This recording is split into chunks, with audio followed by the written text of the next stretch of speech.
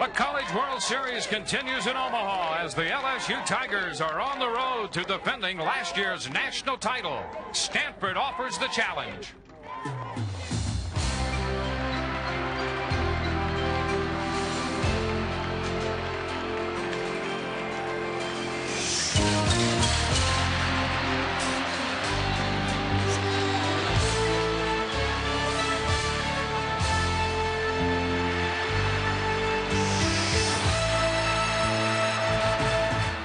It's the College World Series from Rosenblatt Stadium in Omaha, Nebraska, with the Stanford Cardinal meeting the Tigers from LSU.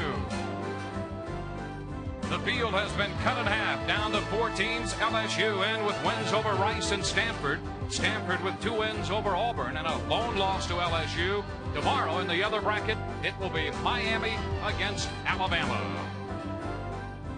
Hi again, everyone, and welcome to Omaha, Nebraska with Joe McGrain, Dwayne Stats. Well, Joe, the LSU quest for a second consecutive national title, certainly one that is within their grasp. They have some powerful reasons to suggest why, as the Stanford club has already found out.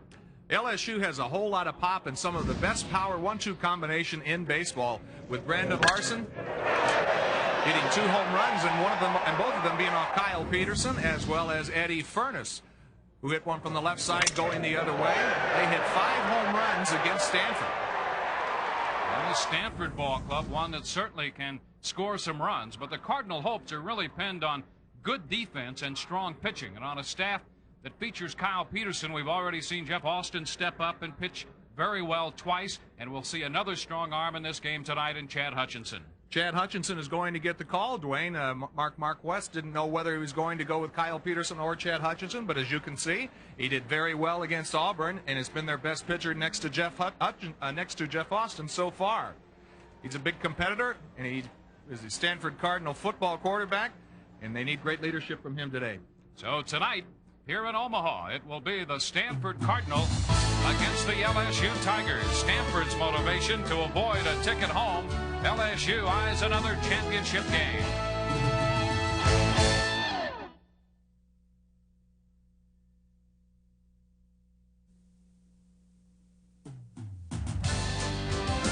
ESPN2's presentation of the NCAA College World Series is brought to you by State Farm Insurance.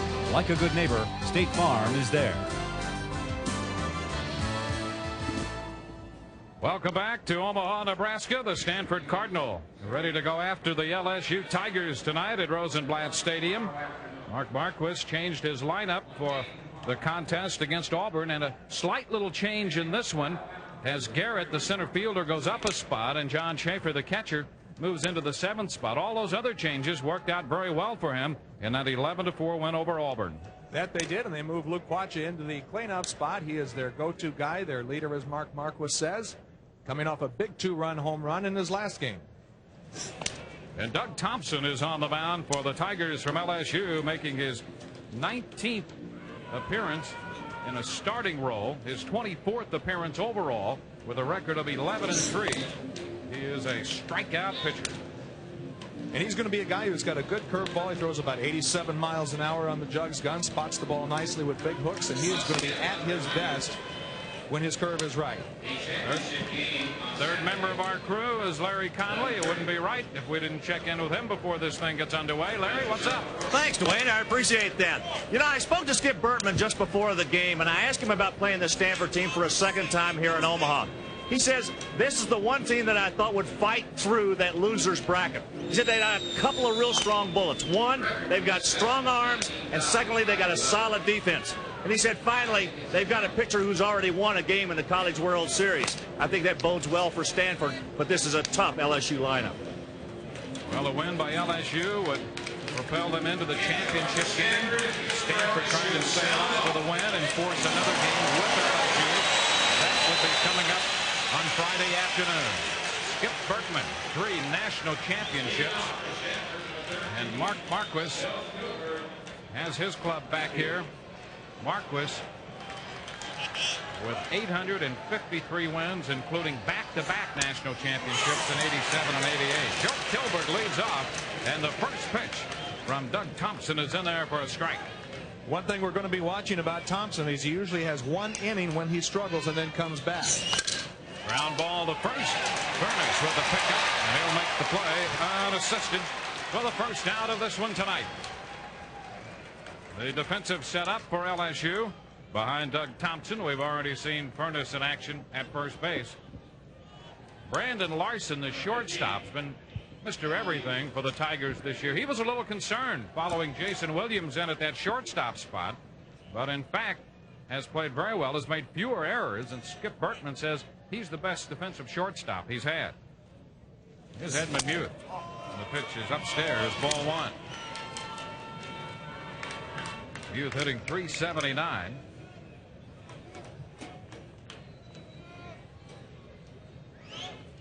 One out, base is empty. That pitch is in there for a strike.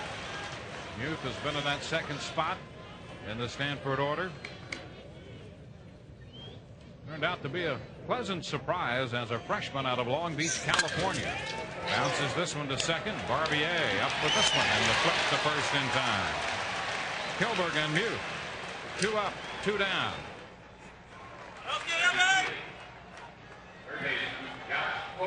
We'll go to the third baseman and the number 3 hitter, Josh Hokasang. And we saw Josh Hokasang started to wake up a little bit in the last game, where he was previously 0 for 10. This came up and really started to come alive at the plate, and it had a lot to do with Stanford's success. The pitch is down for a ball. Stanford took advantage of some Auburn mistakes in the first meeting, won 8-3, then lost to LSU 10-5, and then came back with an 11-4 win over Auburn. This one's fouled out of play, and while we have discussed the Stanford offensive potential and the fact that up until that 11-run outburst against Auburn, they were a little concerned about the offensive side of the game. Deep short, Larson a long steal and not in time. Hokasang digs it out. A base hit for Hokasang. An infield hit.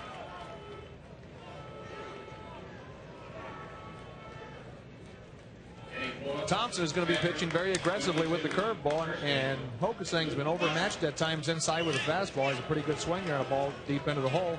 Doing a good job hustling to beat it out. Ooh. That was a really close play, and I'm not so sure if he was safe or not. But it goes as a base hit for Hokasang, his second hit of the College World Series. Gives him 2 for 16 and brings up Luke Quacha. Quacha in the cleanup spot. Hokasang back in over there at first base. We'll take another look at that close play at first. Okay, ball in the glove. And that is admittedly one of the toughest plays for an umpire at first base, is the bang-bang play that the first baseman has to scoop. You don't really hear that audible pop in the glove, and also your eyes are following the scoop of the ball as it's in the dirt, and a very difficult call. But again, we have the virtue of the super slow-mo up here. Quacha waiting. The pitch is in there for a strike. Quacha belted a home run to left center field in the first inning off Brent Shane of Auburn in the ball game yesterday. He's a guy who has been coming up big with big clutch hits for them all year. As you said, Dwayne, coming off that great game the day before yesterday. Check that, yesterday. 2 outs with a man at first. And a strike on the corner. Bernhardt set up outside, maybe off the plate a little bit. Thompson went out there with him. Oftentimes, if you can catch the ball and receive it in the middle of your body and not have to move, the umpire is going to go off the outside dish a little bit with you. And you can see that Gus Rodriguez wants to expand that strike zone on the outer half. It's fine by me. Spoken like a true pitcher. pitch out, but nothing doing. One of the few pitch outs we've seen in this College World Series. Well, I know that Mark Marquez believes that he's going to have to score a lot of runs to keep up with LSU today because of their great team power. So he's probably going to be very aggressive with the running game on the base paths. Down to first. Furnace makes the pickup and steps on the bag to retire the side. So the Stanford Cardinal come up with a base runner, but leave that man aboard. And as we head into the bottom of the first inning, we have no score from Rosenblatt Stadium in Omaha. And we'll take a look at the starting lineup for LSU, brought to you by EA Sports. They again lead off with the DH, Danny Higgins, and this is pretty much the same lineup that we've seen from Skip Berkman. Brandon Larson is their shortstop, and even more importantly is the home run potential and the home runs that he has been hitting. He's going to be their go-to guy, and that is the heart of that lineup with Furnace and Larson. I'm looking forward to seeing how those guys are going to go up against Chad Hutchinson. Hutchinson 8-3. This will be his 19th appearance, his 18th start, with a .543 earned run average. And he is a great competitor. That's one thing that separates him from a lot of other successful pitchers in college baseball. He pitched out of the 2 and 3 hole most of the year. We're going to see him going after them with that good slider, and he's got a split finger type changeup that he likes to use against left-handed hitters. And defensively behind him, Stanford known for a very consistent defensive effort. And so far, Jay Pecci, the shortstop, has been very good for them to anchor that infield.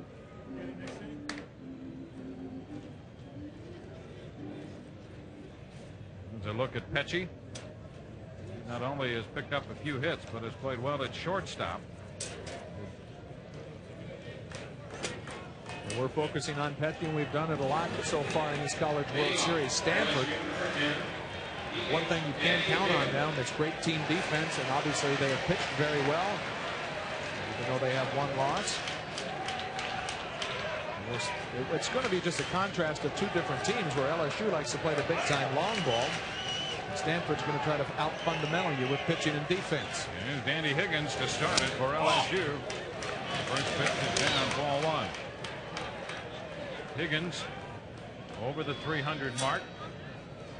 1 for 6 in the College World Series.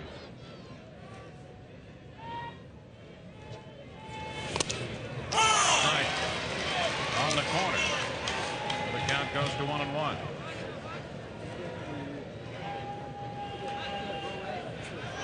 Higgins 1 for 6, and on deck, Blair Barbier. Numbers 1 and 2 hitters have no problem getting on base for LSU. And if they do, Skip Berkman's going to be really excited, because after that, the Tigers have been hitting fantastically. If we can get those two table setters going, they can put up a lot of runs in a hurry. Now the 2-1. Hutchinson is working with a full complement of days rest. That is, he last worked on Friday when he pitched against Auburn. Made 99 pitches in 5 innings plus. So he's working on 4 days rest. Down to third. Focusing up with this one. And his peg is a strike. 1 gone.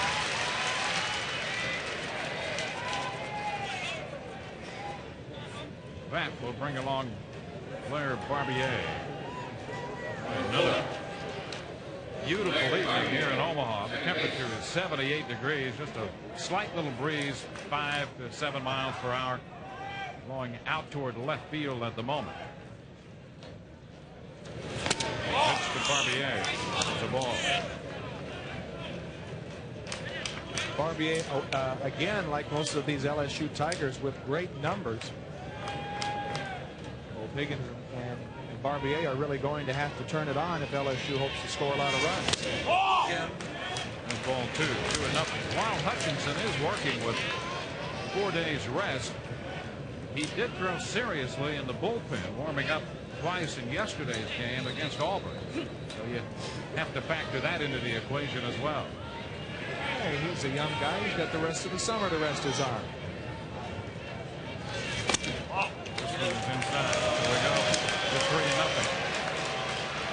Stanford is in that position. And yesterday and again today, coming back after earning the win over Auburn. Everybody has to be available. Mark Marcus using as a continuing theme. Two hits from the club that twice when they won it, they came out of the loser's bracket. Back-to-back national championships in 87, 88. Ball four. No base on ball drawn by Barbier. Moves it first. And now we get into the middle part of the order. Skip Burton, his club, powerhouse in the home run department, setting home run records individually. Brandon Larson, 40 home runs for the year, 115 runs banded in. Single season SEC records. Swing and a miss for a strike.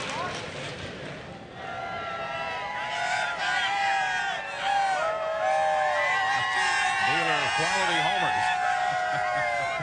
The Bayou Bengals. There's truth in advertising in that banner. Nothing in two. And Hutchinson gets the jump on Larson.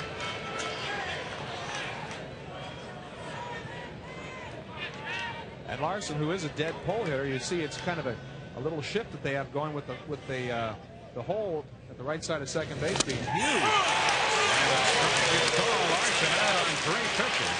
So Hutchinson gets a big strikeout here in the first inning. He baffled him with 2 breaking balls as he swung through them, and then just overpowers him right here with his fastball right down the middle. I got to believe that Larson was just sitting on the breaker. It's just right down the middle. 2 outs with a man at first. And the first baseman, Eddie Furnace, steps in. Oftentimes when a guy has thrown you 2 quality sliders, it gets in the back of your mind that I didn't have very good swings at those, and you end up focusing on that pitch. The very next one is a heater and you can't react. Takes the hard stuff in for a strike. You said, Dwayne, that he was up and throwing in the last couple of games, and certainly doesn't seem to be affecting him right now because he's rushing it up there 91 miles an hour with some good sink.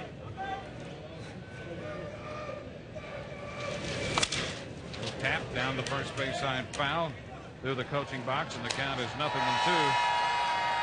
Well, not only do the Tigers have home runs, but their fans are here to put that hex on the opposition. It did not affect Hutchinson working against Larson, and he's up on Furnace, 0-2.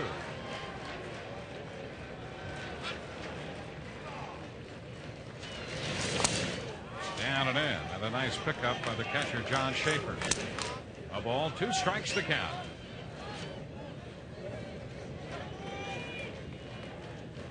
Stanford getting a chance to square off against the LSU Tigers.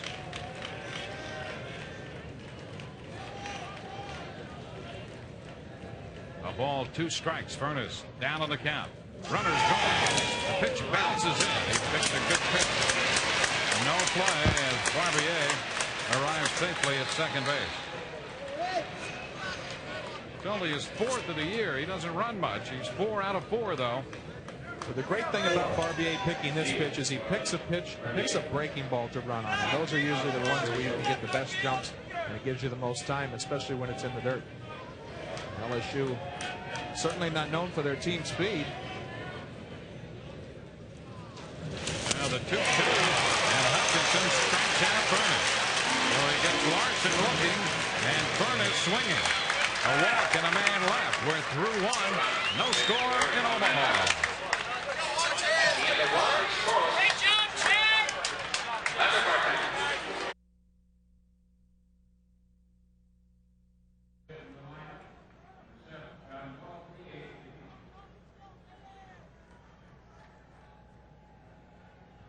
Chad Hutchinson is a 2-sport star for Stanford, and the LSU answer is to have a 2-sport fan. Fellow with that football helmet here at the College World Series. John leads off. He's the DH for Stanford, and the pitch is upstairs. And the equipment man at LSU probably now knows where that missing football helmet is. He's been searching all over from spring practice. He goes, I put them all out. One didn't come back. Barbier makes this play. An easy tap to second off the bat of John Gall.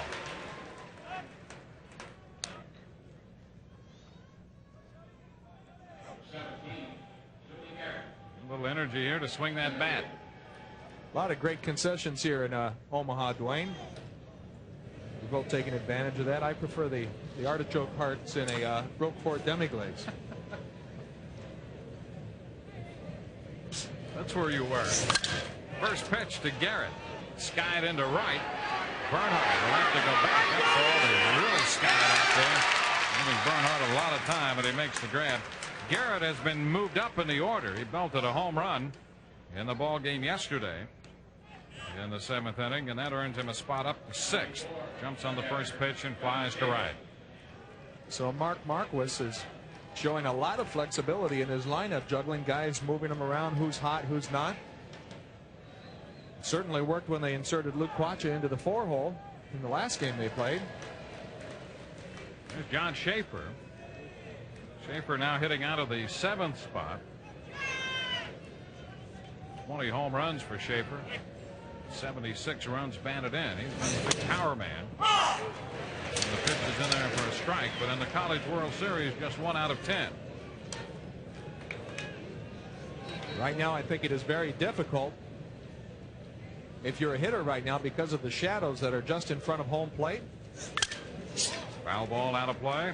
Oftentimes very tough to pick up spin on the baseball. And everybody thinks, well, maybe you should just throw curveballs. But I think the toughest pitch to hit, especially when you're having a hard time seeing it, is the fastball. Especially Thompson's curveball, because it's a bigger type breaking curveball. I think you would see that a little earlier, be able to pick that up than you would the fastball. Thompson, the junior right-hander out of Biloxi, Mississippi. And then they start straight call. They got ahead of Schaefer 1-2 and picks up his first strikeout of the game. 1-2-3. Go the Cardinal. Bottom of inning 2 approaching. No score.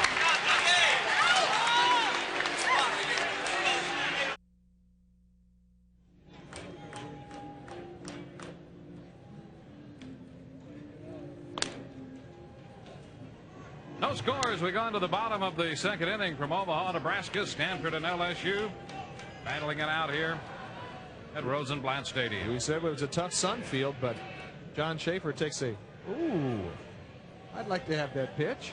And he has some more words with the umpire, Gus Rodriguez.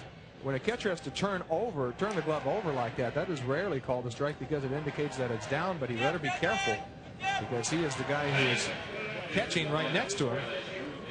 Oftentimes, when a catcher is up there hitting, they're the ones that tend to have the smallest strike zone because they're protecting that guy back there from foul tips and the like.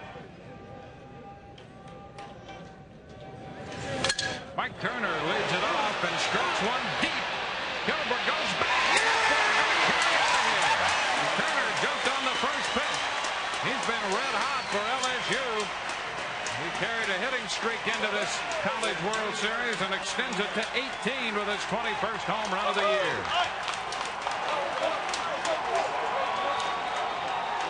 This is the LSU power that we told you about. And we certainly believe that this is not the only home run you're going to see from this team today. Kerner doing a great job doing what you have to do against a sinking fastball, and that's go with it as opposed to trying to yank it.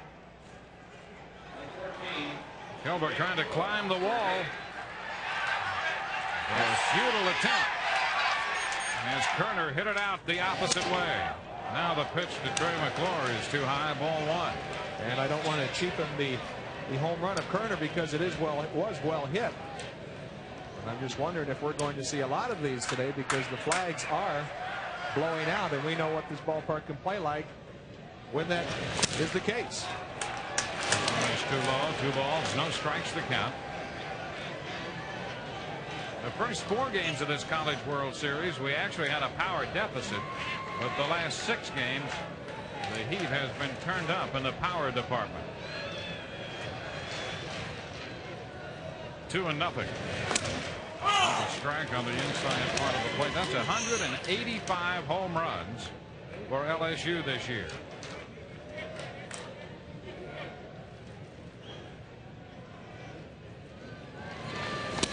2 balls, 2 strikes. They've established team records and Southeastern Conference records for home runs, runs batted in, total bases. And if it's not Larson or Furness, then it's Kerner with whom you have to deal. Swing and a miss. McClure is out on strike. 3 strikeouts for Chad Hutchinson. That's the first out in the second inning.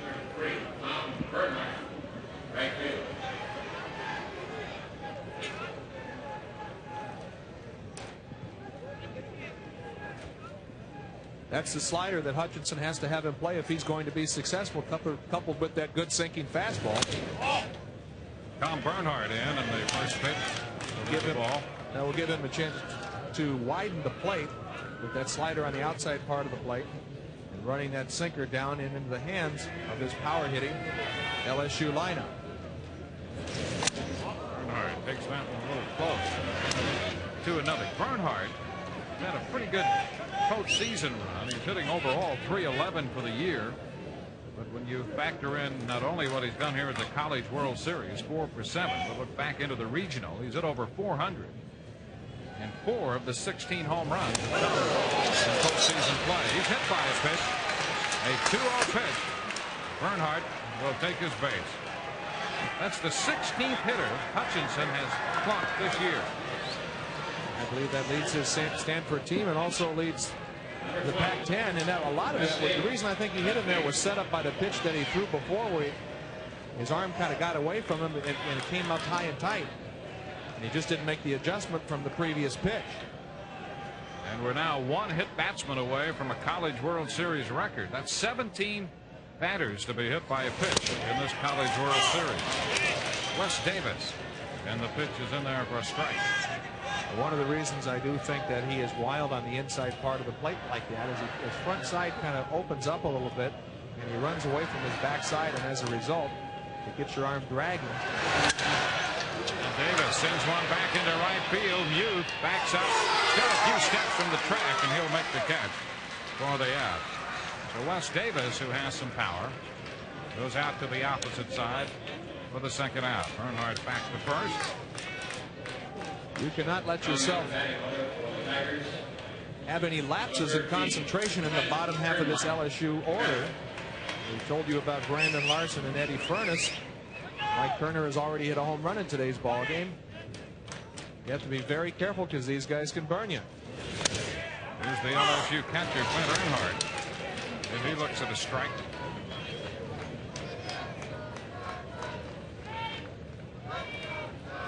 Earnhardt had a good College World Series. And this pickoff attempt thrown away. Bernhardt is down to second base and will stop there. Bacha had to chase it down.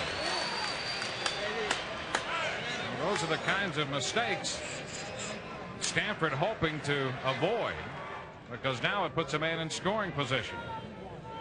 A lot of that is based on footwork, especially with the big guy has to turn around and get his feet square to allow his body to come through, and Hutchinson is a very long arm delivery.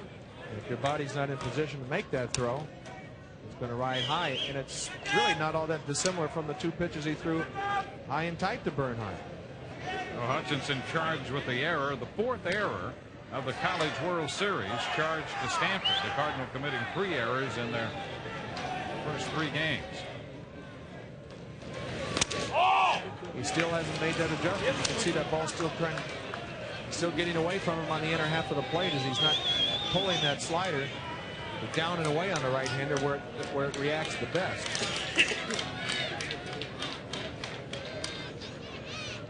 Counts a ball and a strike. Too low blocked by Schaefer to keep the ball in front of him. No chance for Bernhardt to advance.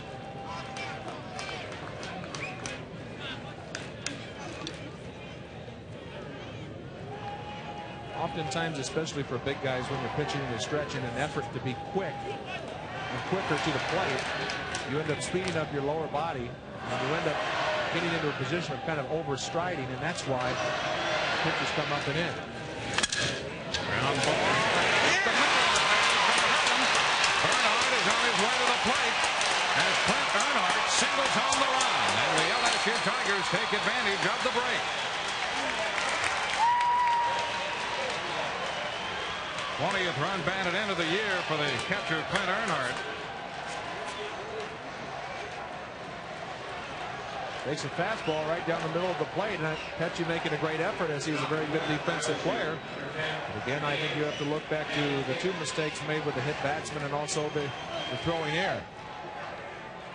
I think if he can just settle down and get his release point back, because the command is not what he would like it right now. There goes the runner. The pitch swung on and missed, and the throw bounces in. Earnhardt has himself a stolen base. And it was a good job by Earnhardt, taking advantage, keeping the pressure on, where Hutchinson was trying to get his release point back and maybe thinking just about the hitter. Well, just when you start to think about LSU as a power hitting team, they pull off the steal, this time pulled by their catcher. So they can keep some pressure on you on the bases as well. Mark Marquis goes to the mound and calls the infield in. This is one of the reasons why I think Hutchinson may be struggling. Look at this front foot. When it lands, it never gets, see, it's still kind of pigeon-toed, and it never gets fully open and with the direction towards home plate. Especially a big guy like that, you have to get your hips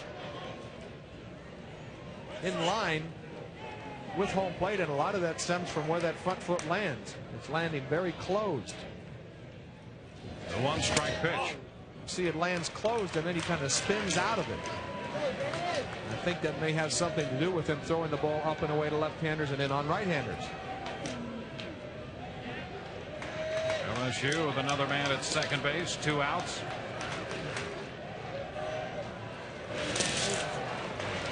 Cut and a miss by Higgins, 1 and 2.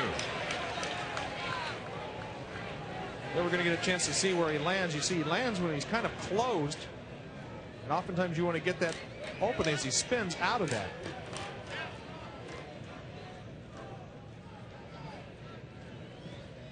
Leadoff home run by Kerner. Got LSU on the board. Bernhardt has scored the other run. Something doing back there. Bernhardt had opened that lead quite a bit off second base, and neither Petchy nor Schrager had done much to hold him close. And now the shortstop Petchy, who in this situation would try to keep that runner close, is a little more active. A strike, and that will take care of LSU. A strike 3 call, but the Tigers come up with a couple. We've gone through 2 with the score LSU 2, Stanford nothing.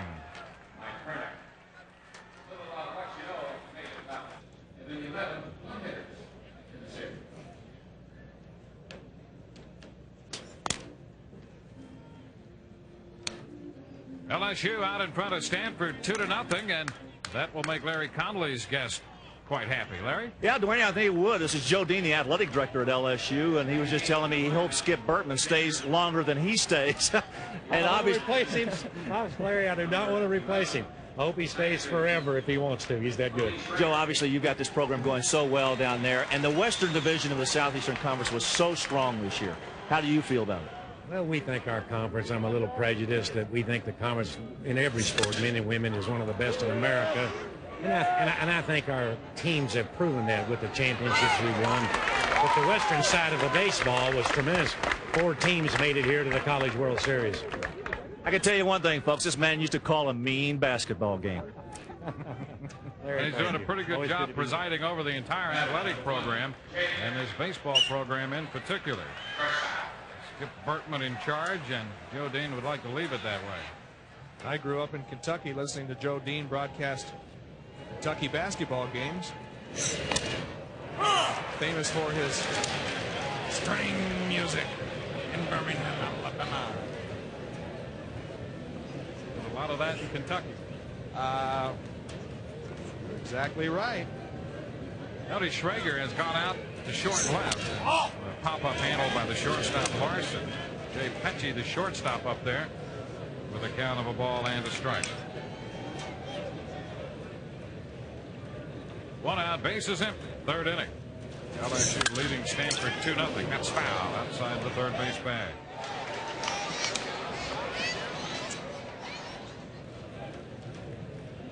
Petchy has his average up to .310 with a pretty good College World Series.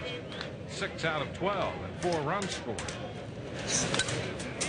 Fouls this pitch away. Pitch up. Bottom part of the Stanford order has been active. Number 29. And as much as they were concerned about their offensive output, when you look at what they've done in their first 3 games, they've averaged over 7 runs a game. There's a base hit in the right. Petchy has that College World Series average over 500 now. They have been getting all kinds of production from the bottom half of their order. Talking mostly about Jay Petchy for his glove. Well, when you look at the Stanford numbers of the College World Series show, averaging over 7 runs a game, they've hit .294 in the College World Series. That's below their season's average by quite a margin. But the team ERA has been .567, and that has to be a major concern. That's been a big part of their undoing, and I think one of the reasons that they're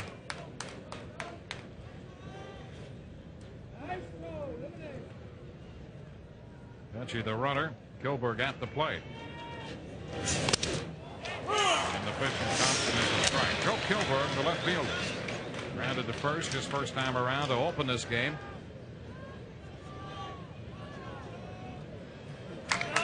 Jay Petchy does have some speed over there at first.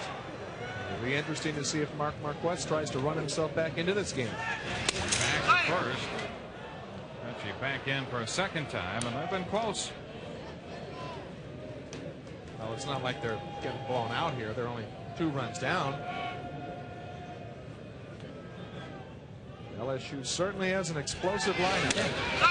And over there. I think that Petchy's just about maximized that lead at first base. Talk about the tough Sun field. Petchy, you're right, Dwayne, has got his lead extended about as far as he can. Thompson picks up a strike 2 call on Kilberg. Getting some shadows around home plate. He said that's going to be difficult for the hitters to pick up the baseball.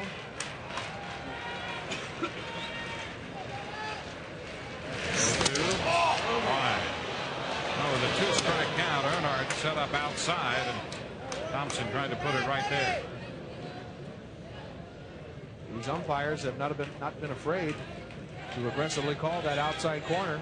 So, geez, try to take advantage of it. First base again, and Petchy's back. We've seen the pitchers who have the great command do that, do just that. Ernest holding the runner. Off of the pitch and strike 3 call. Thompson picks up that edge and kind of backdoored that pitch. If we get a chance to look at that, I think we'll see that he's shaking his head too, and that's a tough pitch to hit. 2 outs in the 3rd. Here's Edmund Muth.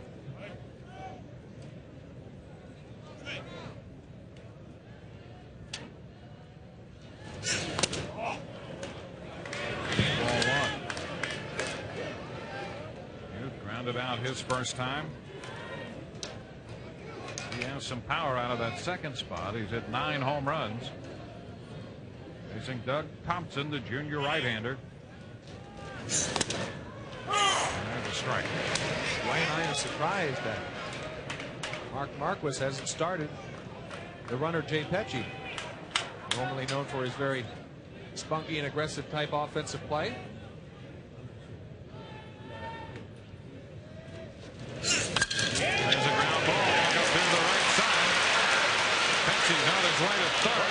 Here's the throw by Bernhardt. Now Petchy puts on the brakes and heads back. And a good idea, as it turns out. Dwayne, I thought Petchy was going to get caught between second and third as he took a wide turn. His shortstop was there to cut the throw.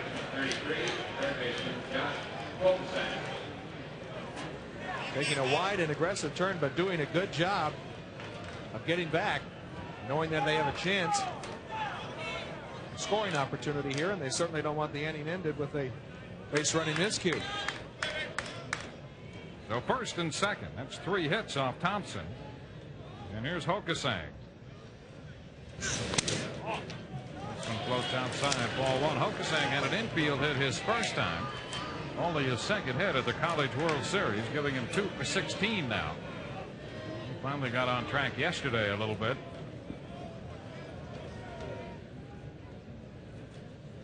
This one is wide. 2-0. Hokasang came into the College World Series with a 15-game hitting streak, so it's not as if he'd been cold coming through the regionals. He's swinging a pretty good bat. Although it is very early, Dwayne, I think Stanford really has to get on the board to let themselves know that they will be able to play with this good LSU team. There's a pop fly back at first. Furness charging into foul territory, but it's going to be out of the reach of Furness, Bernhardt, and Barbier. And the count is 2-1. And Furness having to look back into the sun, trying to make that play, not the fleetest of foot.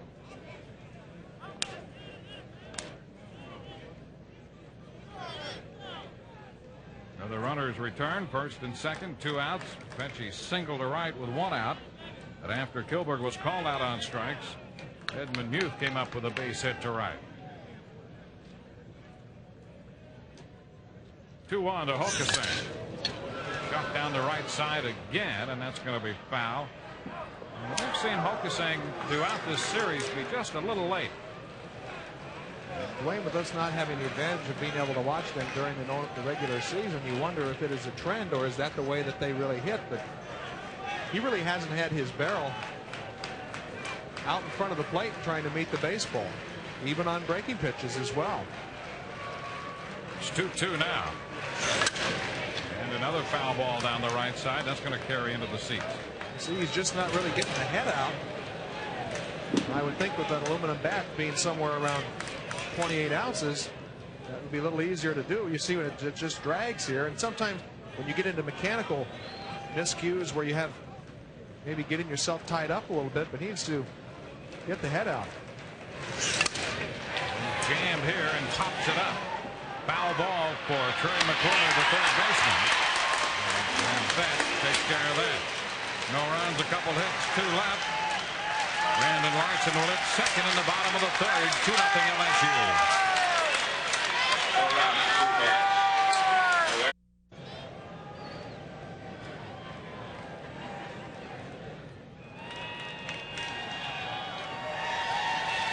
Score is 2-0 LSU leading Stanford as we go into the bottom of the third. The Detroit Red Wings have that same 2-0 lead in the series as it heads back to Joe Louis Arena for Game 3 of the Stanley Cup Finals. That'll be coming up on ESPN tomorrow at 7:30. All begins with Quest for the Cup. Face-off at 8.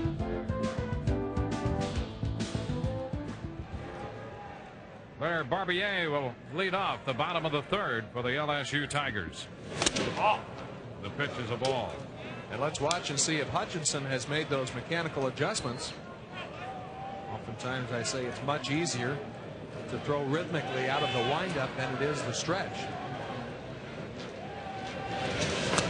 Sometimes it might be a good idea when you're going out to start the inning with your warm-up pitches to throw out of the stretch out of your warm-up pitches to try to pick up the release point a little bit better, because you're certainly not going to want to be trying to practice and get that repetition when runners are on base and you have to make a big pitch.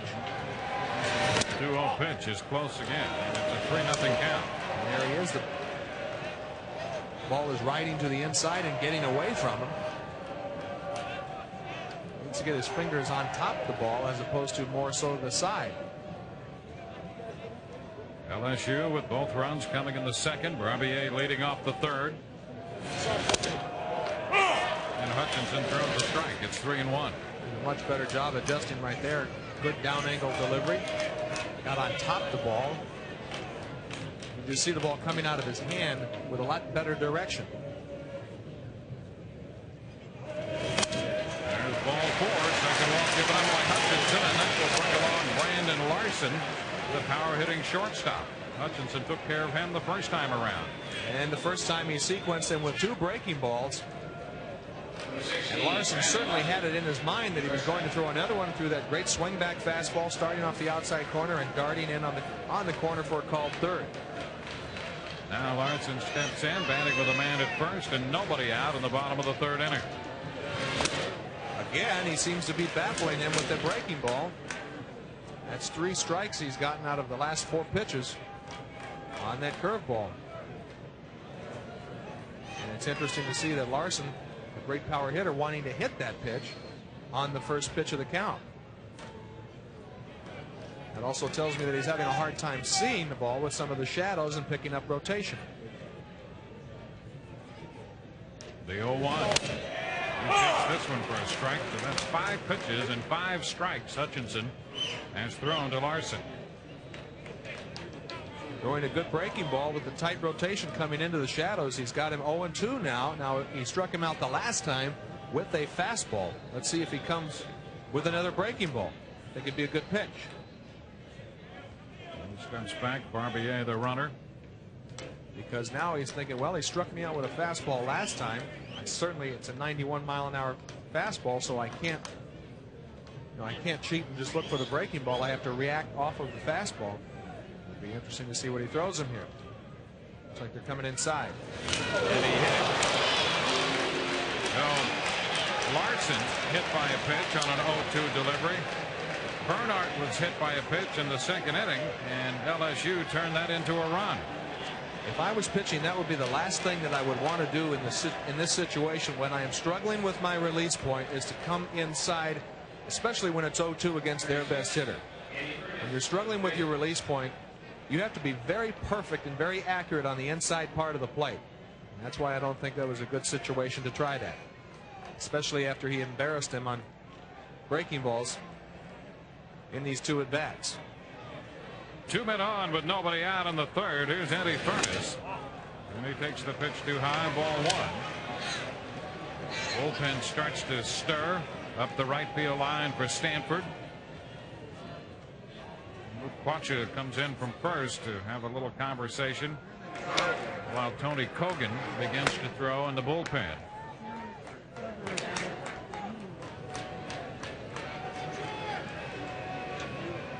RBA walk. Larson hit by a pitch.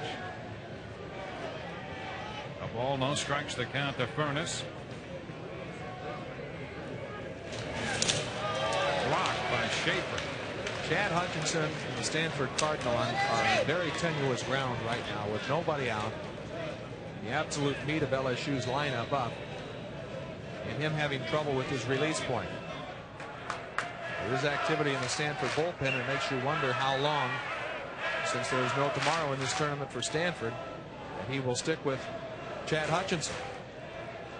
And now they're going to take some more time. A stroll to the mound. Tom Dunton goes out to spend some time with Hutchinson, and this gives Kogan a little extra time in that bullpen. Hutchinson has hit 5 batters in this College World Series, and that's a College World Series record. 2 of those coming in this game. The thing that I noticed, that I think Hutchinson has a great arm. He's got great life to his fastball, and when his release point is consistent, a very tight slider. However, like a lot of college kids, and Hutchinson, I'm sure, as he is heavily involved in their football program as starting quarterback, probably doesn't get a chance to get as much baseball repetition from a pitching standpoint as some of the other pitchers on their ball club. Well, if he can hit receivers as well as he can hit batters, he's in pretty good shape. 2-0 the count. The pitch is high and away for ball 3. I don't know if that's really tempo related with his motion there. I know he's landing closed, and that makes it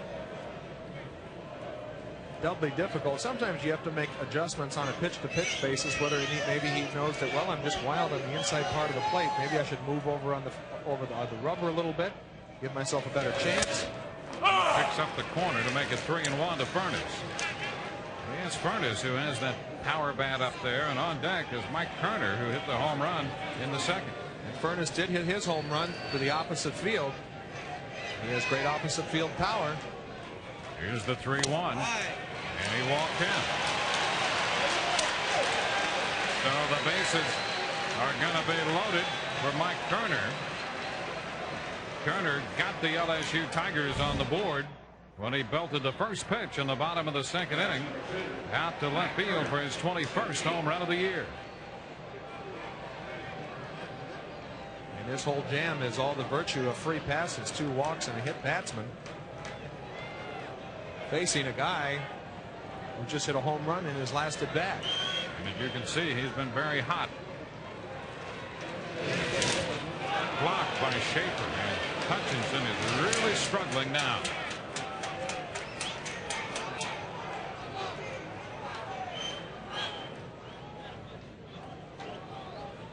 A walk, a hit batsman, and another walk. It looks like Peterson was a bit surprised by this. If you got a chance to be pitching in the game today, you should have already had your spikes on. So the count goes to 2-0. Peterson just ran down to the bullpen and is doing his spikes on now while the left-hander Kogan is throwing. Archer comes in from first, trying to take up a little more time. Peterson worked Sunday and did not have a good outing against this LSU team, allowing 7 runs in 5 innings. Maybe he is just as surprised that he's been asked to go in there, because obviously didn't even have his spikes on. There's ball 3. Mark Marquis is probably thinking in an ideal world he gets a great game out of Chad Hutchinson and then has the luxury to come back with his #1 best pitcher the next day, Kyle Peterson. The 3-0. A strike on the corner. They're obviously taking all the way here with a struggling pitcher on the mound and the bases loaded. Hutchinson feeling right now, just let me do something to throw a strike here. The 3-1. Way outside, and that will force home a run. Another walk. 3 in the inning to go with the hit batsman. Kerner will pick up his second run, batted into the game, and it's 3-0 LSU.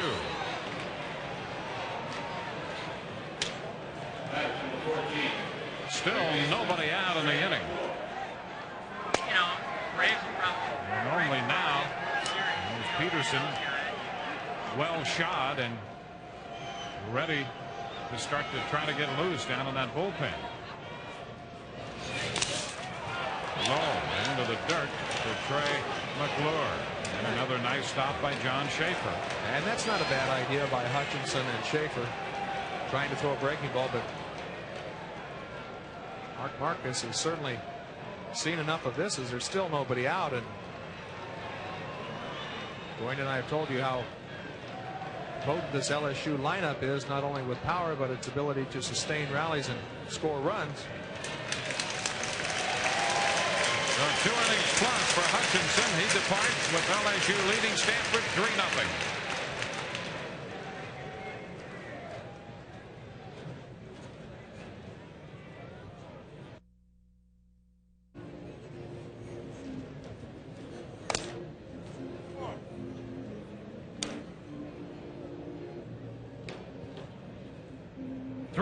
LSU leading Stanford. Pitching change as Chad Hutchinson departs in favor of the left-hander Tony Kogan. 7-4 with a .347 earned run average and 4 saves. And Tony Kogan is much more effective against left-handers. There are 3 in this LSU lineup for him to try to exploit. And his best pitch is going to be his changeup. You can see Chad Hutchinson. I know what that feels like. Some days it's just hard for you to find the dish. With every futile thing that you try, it just doesn't work. Now here's Trey McClure. Kogan inherits a 1-0 count to the hitter. And misses with this delivery. 2 balls, no strikes. But largely so far, 2 hit batsmen and 3 base on balls. Very un-Stanford-like pitching. Ground ball outside of third, foul. Running the count to 2-1. There's that great changeup from Kogan. Stanford has given up a run in this inning. Down 3-0 at the moment. Facing Doug Thompson for LSU. The only Tiger offense ready to pounce. The 2-1. Ground ball to the right side. Schrager looks to second. They don't have to go to first. The only plays there. Larson scores. Furness goes to third. Turner up to second as McClure picks up his 44th run batted in. The run is charged to Hutchinson, and it's 4-0.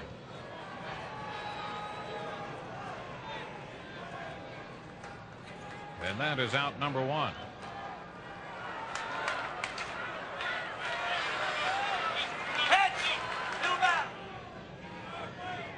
Here's Tom Bernhardt. He was hit by a pitch in the second inning and scored. So both hit batsmen have scored runs in this game for LSU.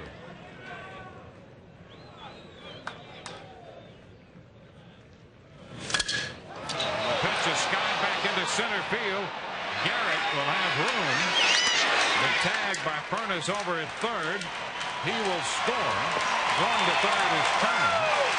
And there's another run charged to Hutchinson to make it 5-0. That is the only thing that can be difficult sometimes about bringing in a pitcher who is a changeup specialist, especially when there are guys in scoring positions like third. A changeup, although it can be very effective, oftentimes is a fly ball pitch. It gets the hitter out front and he hits fly balls. And he was able to drive in Furness on that fly ball. Now Turner is down at third with 2 outs, and here's Wes Davis. Davis takes the ball. Davis can be a little bit of a free swinger with some pop. He has 16 home runs.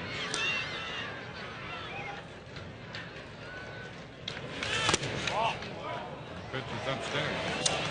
It's 2-0. How about this? LSU has had only 1 official at bat in this inning, and yet they've scored 3 runs. The only official at bat was the ground ball by McClure, and he picked up a run batted in with that. That's what has made Stanford successful all year. The pitchers coming in and trusting their defense by playing solid defense. And you don't give your guys a chance to catch the ball. Certainly not very good. 3-0, and there is ball 4, so another walk. Set up made it first and third. Hutchinson charged with 5 runs in 2+ innings. He's still responsible. Well, there's Kyle Peterson. Peterson heating up in the bullpen up the right side.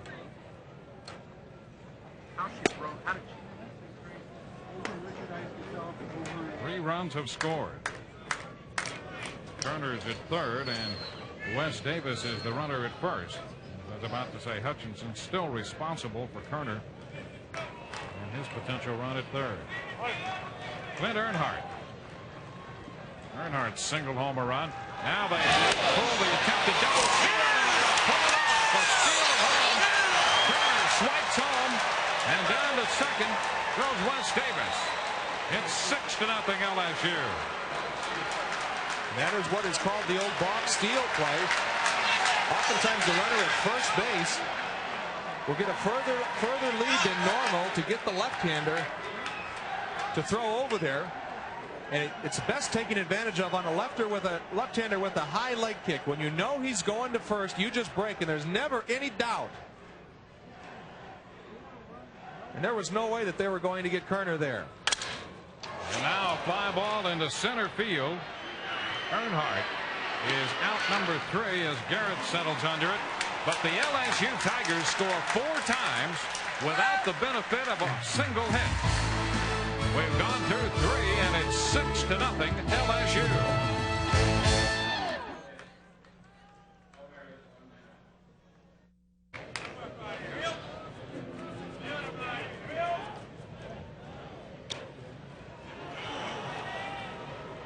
Look at this line. LSU 6 runs, only 2 hits. Stanford no runs, 3 hits. They've committed 1 error, and that did figure in the scoring back in the second inning.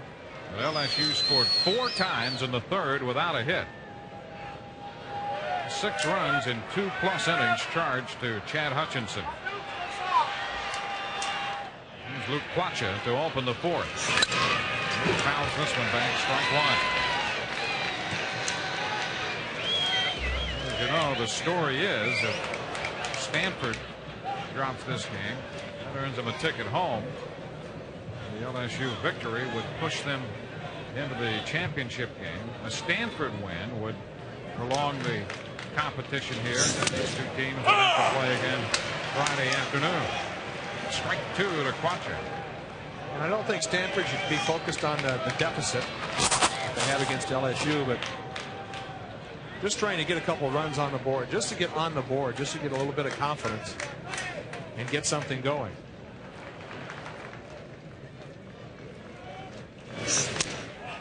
That's outside. A ball, 2 strikes the count on Luke Quacha, with John Gall, the DH, to be next, and then the center fielder, Jody Garrett.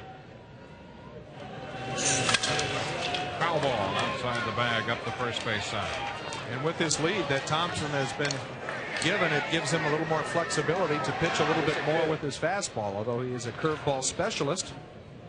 I think you'll start seeing him sprinkling his fastball in there a little bit more, especially early in the count. So he will pitch with that curveball in any situation.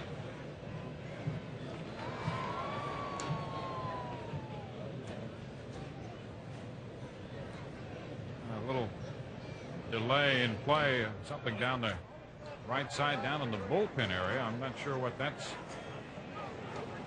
all about. I guess there's some bags under the bench down there, and technically they don't want to have any problem with that if the ball should somehow tear him down there. Yep, put the ball away too. Dan Mascaro taking care of a little housekeeping down there. Never missing an opportunity to scold somebody.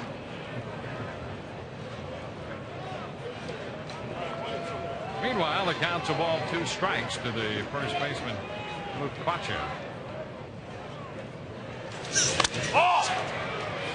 2 wide. Count is 2-2. Stanford with a couple wins over Auburn in this College World Series to advance this far. They were beaten by LSU 10-5. A foul ball toward the LSU dugout. Look out, fellas. Quacha was so insistent upon sitting on those breaking balls from Thompson that the 85-mile-an-hour heater snuck up on him.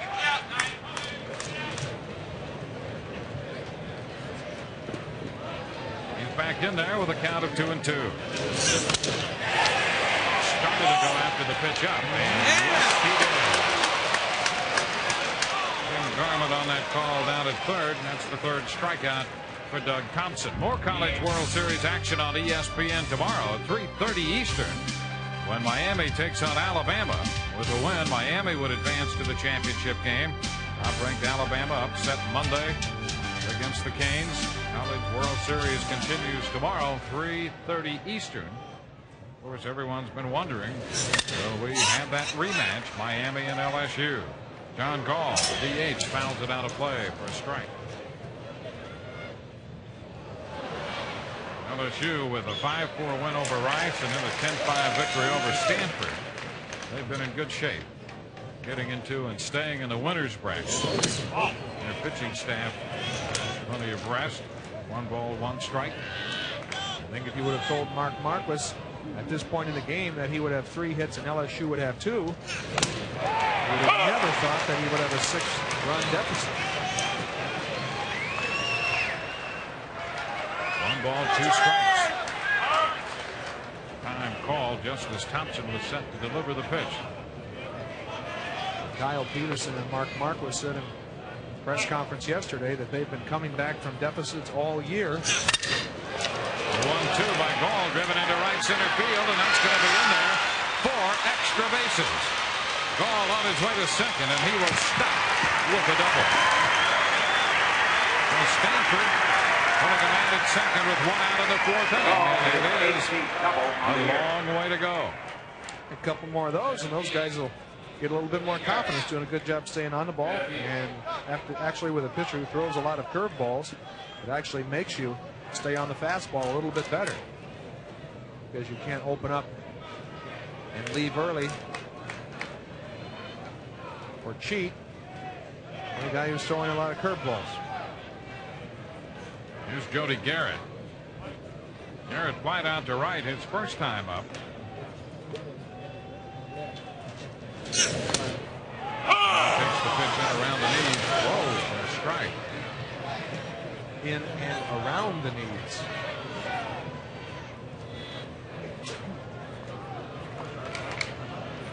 Around being the operative word, huh? A strike to count on Garrett. Gall has doubled. He's second with 1 out.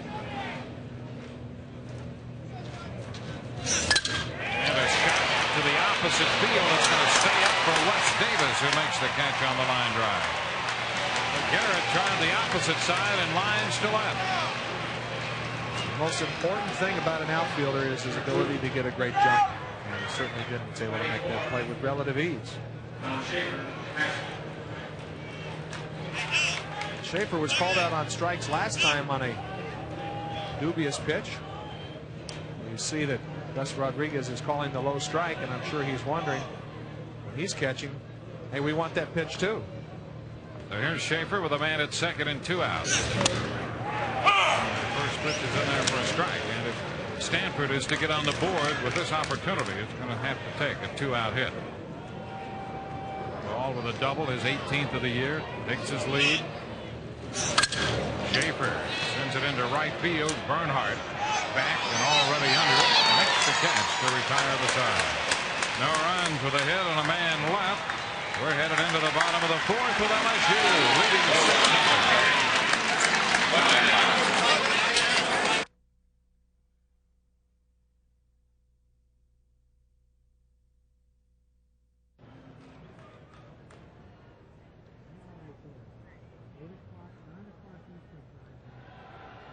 The LSU Tigers are cooking tonight. Their fans were cooking this afternoon, and Larry Conley's nose helped them find this story. Larry, come on and get some of this Cajun jambalaya.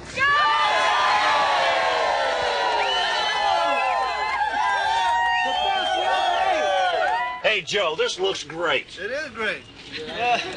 Oh, man, I love this College World Series. Hey, guys, how you doing? What do you got? We're doing fine. Look, we got some filet of cardinal with some Cajun taters over here. Well, thanks a lot, guys. You know, maybe if I stop walking around, they won't give me any more food. Wait, Larry, I got some food for you here. Try this pork stuffed with garlic, man. It is delicious. Guys, you gotta help me. How about a little crawfish etouffee? That's the most hospitality that anybody from LSU has shown somebody from Kentucky. Well, Larry's just a charming and engaging kind of guy.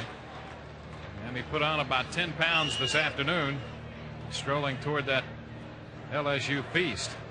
And he's a lucky guy. Hey, here's another hit batsman. On the second pitch of the inning, Andy Higgins is hit by a pitch.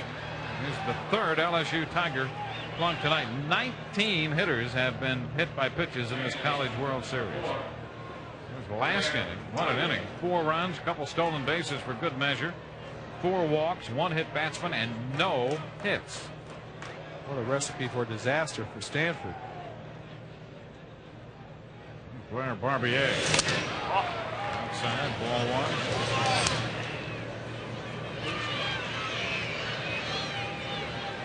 Barbier has walked twice already.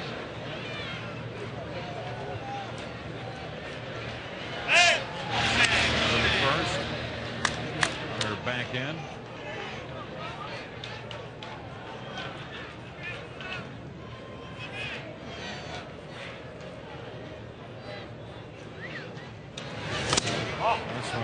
downstairs. No, the count stands at 2-0. How about that? We're seeing double. Very good. We got some prizes there, Dan. Cool. Mom's going to have to wash those shirts, though. Strike on the outside corner. It's 2-1. Barbier, he had 15 home runs this year, playing second base for the LSU Tigers.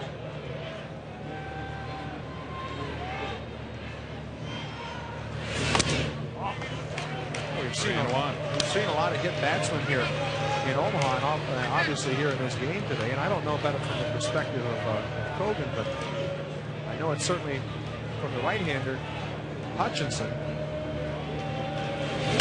Ground ball, base hit through the hole between short and third.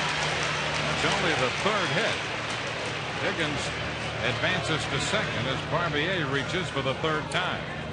So there's a Sunfield, and Hutchinson, being a right-handed hitter, oftentimes in his delivery, when he's getting ready to locate home plate and pick up the glove, is looking right into the sun over the third base baseline.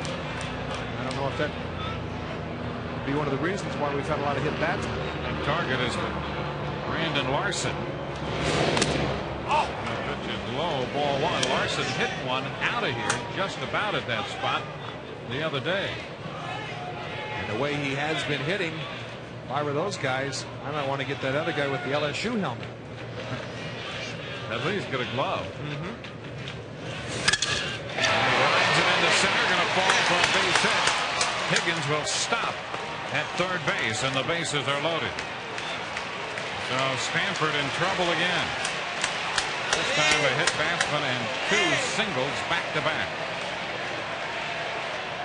And LSU wanting to play for a big inning and blow this thing wide open, holding the runner at third. Load the bases with nobody out. And Josh Coons throwing in the bullpen. 6 runs charged to Hutchinson. Hogan in trouble in the fourth inning. And Eddie Furness, he's had a little more fun playing in the College World Series this year. He's in here healthy. Last year, as you'll recall, he had the bad foot that hobbled him. 1 strike to count. This is Kogan, who is more effective against left-handed hitters. This is not just any ordinary left-handed hitter. Inside. 1 ball, 1 strike. It has been the Stanford pitching, as we discussed earlier. Pitching and good fundamental baseball, sound defense, keys for the Stanford club if they're to be successful. Pitching has been a major problem, particularly tonight. Well, Kogan certainly has pitched Furness very well to this point.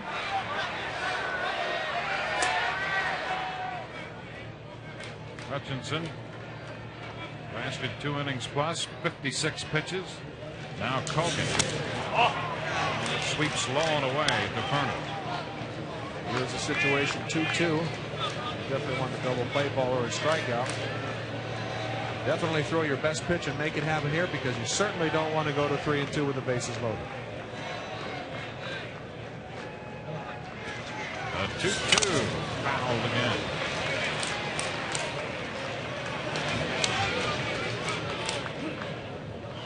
Stanford tonight, 79 pitches. 42 have been out of the strike zone. Compare that with Doug Thompson. Only 13 balls out of 53 pitches total. And that's reflected in the World Series pitching totals as well for this LSU team. Foul ball there by Furness. LSU has given up as a team. The staff has walked only 3 hitters in this entire College World Series. And in a short series, that certainly is greatly to their advantage. That's called on the outside corner. Furness caught looking.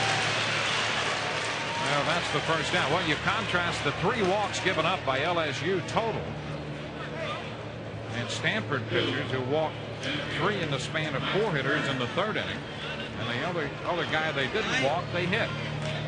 Hogan doing a good job there after throwing 2 good breaking balls to Furness, making him conscious of that pitch. Paints him perfectly with a down and away fastball. There's Mike Kerner. Another left-hander. These are the guys that Hogan has to get out if he's going to be successful. If he keeps throwing those breaking balls there, it certainly will be. Kerner giving some ground and out in front. Strike 1. A hit by pitch. Higgins at third. Barbier single. He's at second. Larson single. He's at third. Furness called out on strikes. Kerner sends a fly ball into center field. Garrett going back. That's on a run of Terry. Higgins will score. Barbier will go to third. Holding at first is Larson. And another run is home to make it 7-0. He's going to say for him to hurry up and get it in because a very long fly ball to center field. There's been a lot of fast runners that score from second on that play.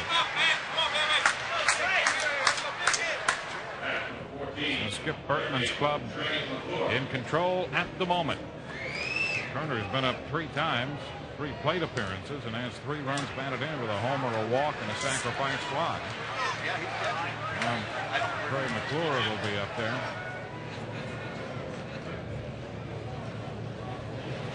Two outs, first and third.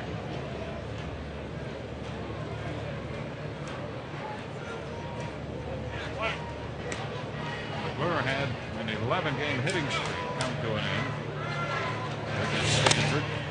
The pitch is a strike.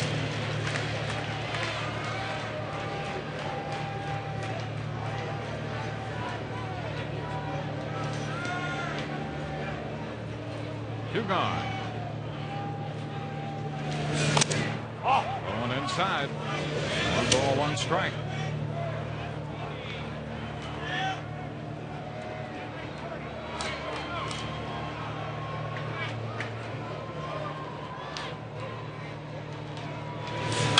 There's a ground ball headed to short. He was flipping the trigger for the 4th, and that retires the side.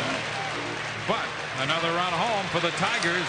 It's 7-0 now as we head into the 5th inning. 1 run, 2 hits.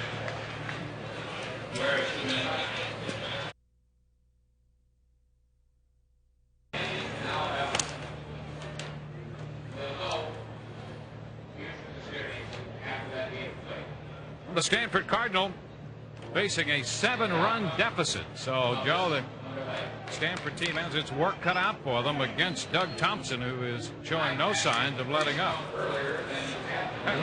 Somebody is behind us here.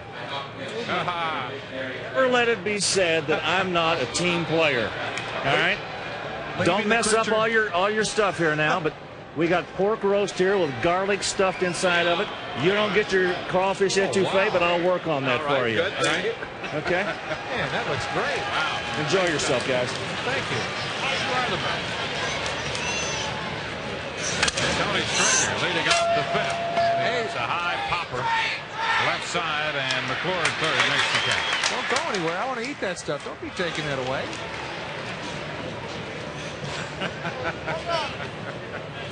I have to keep my weight up, so. You've done well. Thank you. Well, that's a good-looking play. Guys, you should have been with me. It was wonderful down there. Oh. Okay, thanks, Larry. Well, now that we'll be well nourished. Oh! Jay Petchy takes the first pitch. Down the strike zone up, ball 1. Petchy has a base hit. 1 of 4 for Stanford.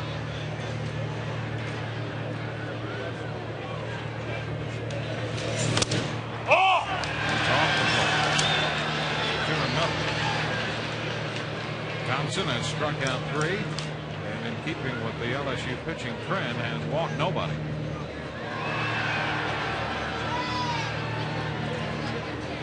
Picks up the edge here. 2 balls and a strike. In contrast to the LSU pitching, the latest numbers for the College World Series finds the Stanford team ERA at 6.67. Fine drive over McClure's head and into left field for a base hit. Petchy continues to hit. He's 2 for 2. Came in 6-12 in the College World Series. Bet she's been as hot as any Stanford hitter in their lineup. 13, Joe Gilbert. He's at first with one out. Joe Kilberg. Kilberg is grounded out, has been called out on strikes. The first on Petchy, who is back in there.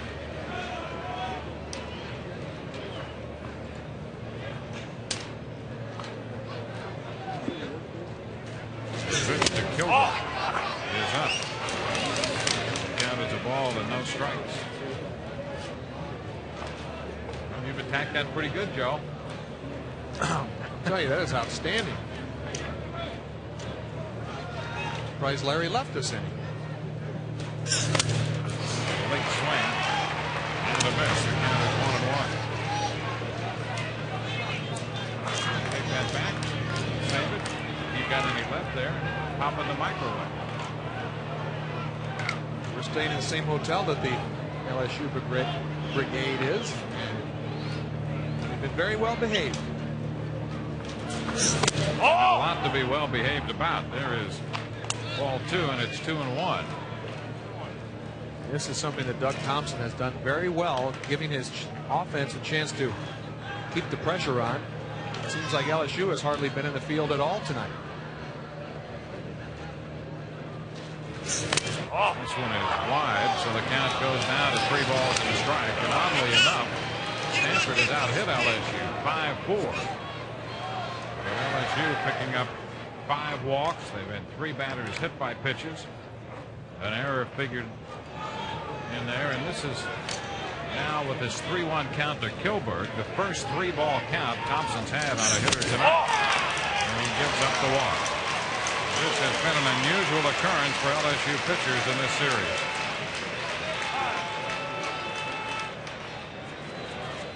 Thompson wondering about the location of that pitch. There you go. From our center field camera position. Those guys have done an outstanding job this morning, getting us all those great shots. Yeah. Although Joe didn't leave you any Cajun food up here. We took care of all that. Here's Edmund Muth. Muth, the left-hander hitting. Right fielder takes the ball. Thompson walked Kilberg on a pitch that he thought might have caught the strike zone, and a little upset on that first pitch to Muth. So he's trying to make sure he can keep his concentration in sync. Misses again, ball 2. Getting a little sloppy out on the mound, maybe. It's been sitting in the dugout for a while, and LSU's been doing a great job driving in runs. And sometimes you get a little mentally a little bit of a ball base. He needs to get that back. Ball 3. It's 3-0. Like it just happened to me. So it's a 3-ball, no strike count, and this stretch is going to start to get some action down in the LSU bullpen. There's a strike, so he picks up the strike count. And it's the nature of the college game that even though it's a 7-run contest, it's still early, and you just never know. And you have teams averaging 9-10 runs a game. Thompson finds the strike zone again, and it's 3-2. Almost looked like the take was on there as well. That was a real good pitch to hit. Full count. Ground ball to the right side for a base hit. They will hold the runner at third, and the bases are going to be loaded. Hughes picks up his second hit, a single into right. And they're going to be loaded now for the middle part of the order, and just like that, somebody pops one. And Stanford's right back in this game. That's what Skip Bertman is thinking as he slowly strolls toward the mound. LSU had been cruising through the first 4 innings, and now Stanford putting up a threat in the 5th inning just to serve notice that this thing is far from over.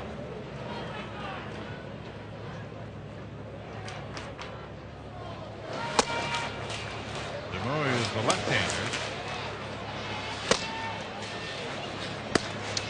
Skip, the right-hander down there.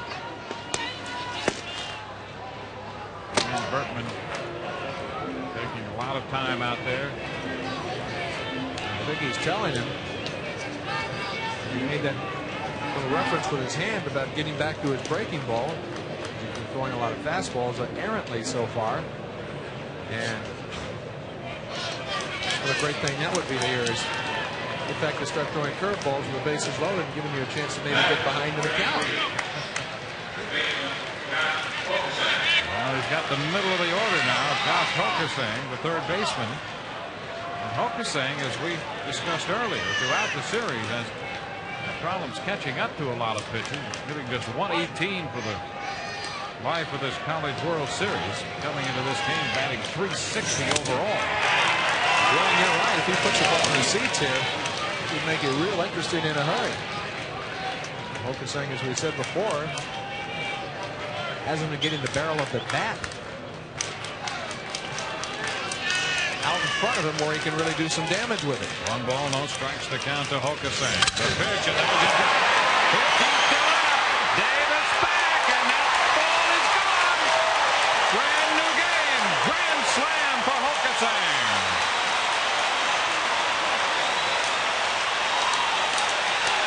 And let's see what happens to Stanford now, because this is a huge boost for them. But they thought they were just absolutely buried. Coming into a situation where Hokusang goes big fly and has them believing that they are right back in this game. It's the nature of this event. And LSU in complete control through 4, leading 7-0, and just like that, it's a 7-4 ball game. And that's the kind of situation that will certainly make Skip Bertman want to pull his hair out.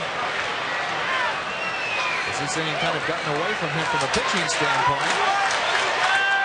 And what's unbelievable is Hokusang is the guy who has been struggling in the College World Series so far. You can honestly say that is the biggest hit for Stanford in this event. Hokusang had gone 2 for 17 in the series, and now Quacha with a 1-0 pitch and a base hit up the middle.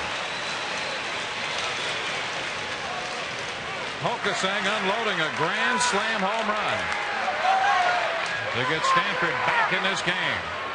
We said that Hokusang needed to get the barrel out. We've been dragging through the zone a lot, and he certainly does this here. And oftentimes, I've said before, after the pitching coach comes to the mound, the next pitch 95% of the time is a fastball, and he absolutely jumped on it. So Hokusang belts the home run. Quacha follows with a base hit, and Skip Bertman is headed to the mound to get Doug Thompson. So the call is going to go to the bullpen. It's a 3-run ball game on the home run by Hokusang. Hokusang puts Stanford right back in this contest. Pitching change, and we'll be back in a moment.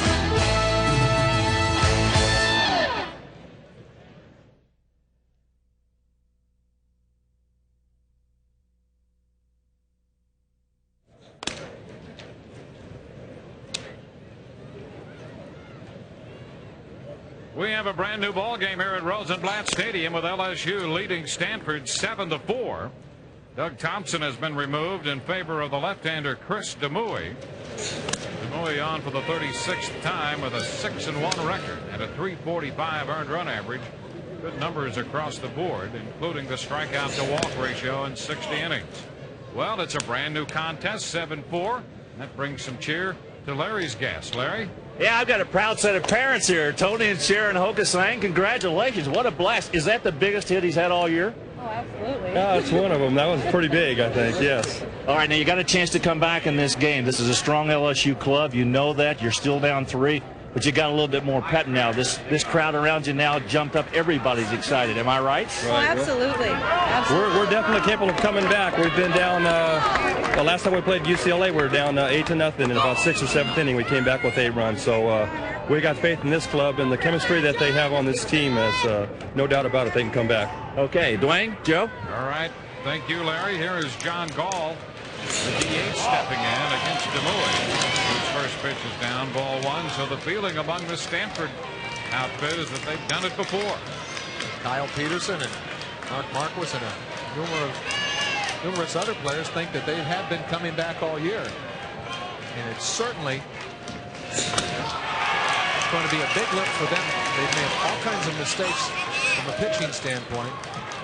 And if they can hit their way around these and overtake LSU, it'd be absolutely huge for the Stanford Cardinals. A 2-ball, no strike count. Thompson for 4 1/3. Got the first out here in the 5th, but ran into trouble, and it was Jay Petchy, who's done such a good job at the plate and at shortstop for Stanford. Petchy, who started the rally with a base hit. There's a strike, and it's 2-1. And now Peterson is getting serious in that bullpen for Stanford. 2-1. Ground ball down to 3rd. Cross to the first baseman, Furness, for the double play. It goes around the horn to get the inning-ending double play. 4 runs on the grand slam by Hokusang. 7-4 LSU.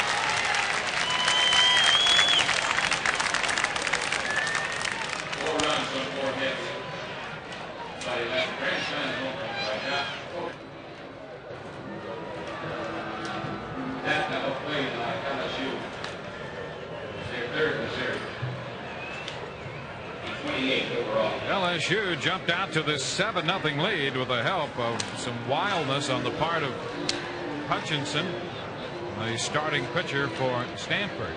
But the grand slam by Josh Hokusang has propelled Stanford right back in this contest. And Tony Kogan, who took over in the 3rd inning, will face the bottom part of the LSU order. Josh Hokusang belting the first home run given up by the LSU pitching staff in this College World Series. So after Hokusang had struggled early, he's feeling much better about his offensive numbers right now. There's a line drive in the first pitch to Tom Berthart. A base hit into left. And this guy's long to the plate. LSU comes out swinging. Long to the plate. And the leadoff man is on.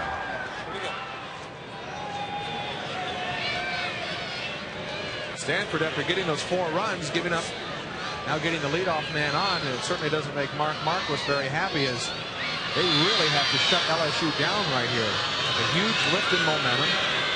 That grand slam from Hokusang. Now Peterson has been throwing in that bullpen in serious fashion, and there's the call.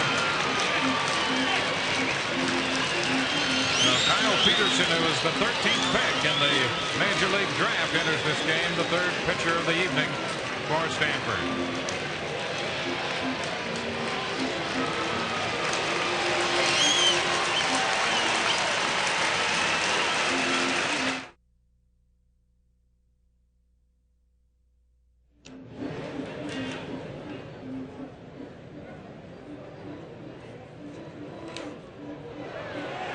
It's a 7-4 ball game. LSU leading.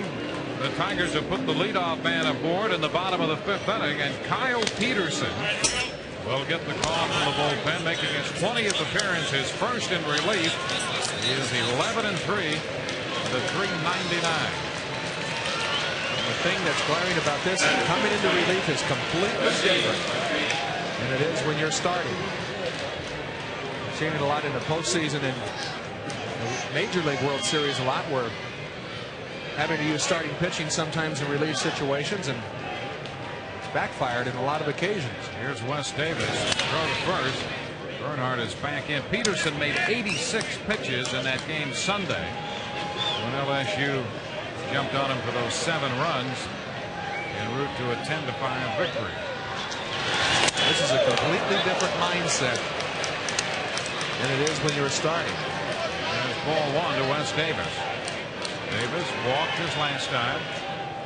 The son of the late and former big league outfielder Ron Davis. Kyle Peterson, Mark Marcus said, was one of the best pitchers that he has ever had. Has a complete ability of knowing how to pitch and locating well, and perfect location right there. He finds the strike zone. It's 1-1. He had some trouble with location in his last start. Let's see how it is right now. Just to a perfect pitch down and away. Tom Bernhardt. 1-1 the count. This was found on a play. You saw Skip Bertman just a moment ago, and what he must be thinking right now. Coasting along, leading 7-0. Not a chance that Peterson could be in the game, and all of a sudden, a grand slam home run to make it 7-4. And before you know it, here's Kyle Peterson. David sends a fly ball in deep to center. Garrett still going back. Still back and coming off the wall. Bernhardt on his way to third, and Wes Davis just powered a double off the wall in center.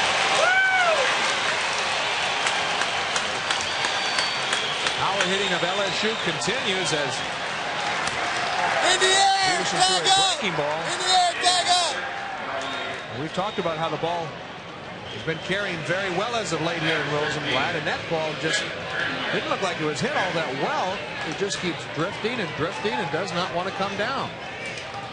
And that's the deepest part of the ballpark.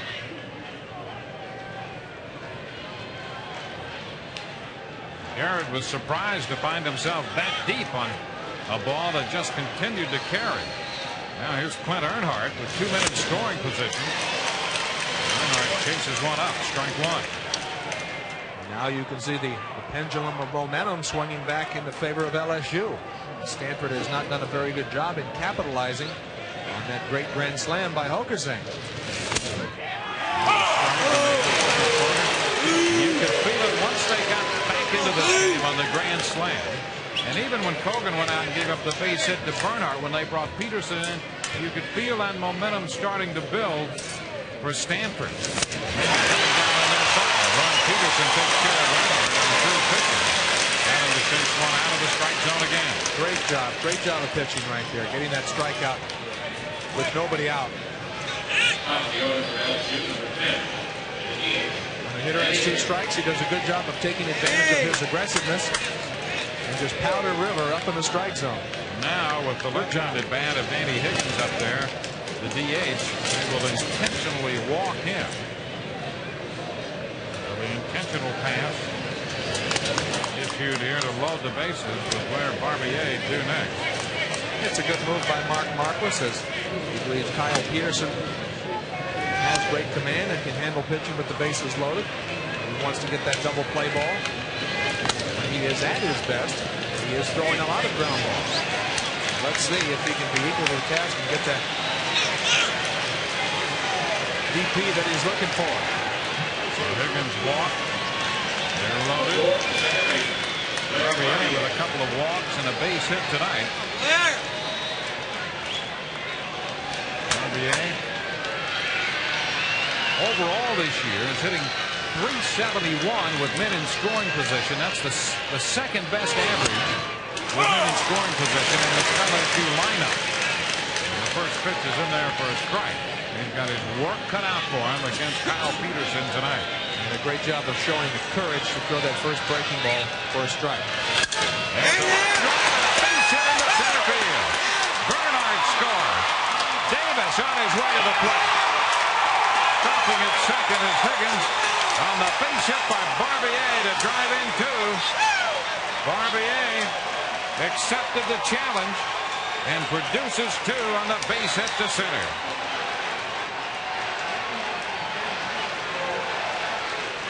gets ahead 0-1 with a breaking ball and comes in with a fastball trying to paint it down and away.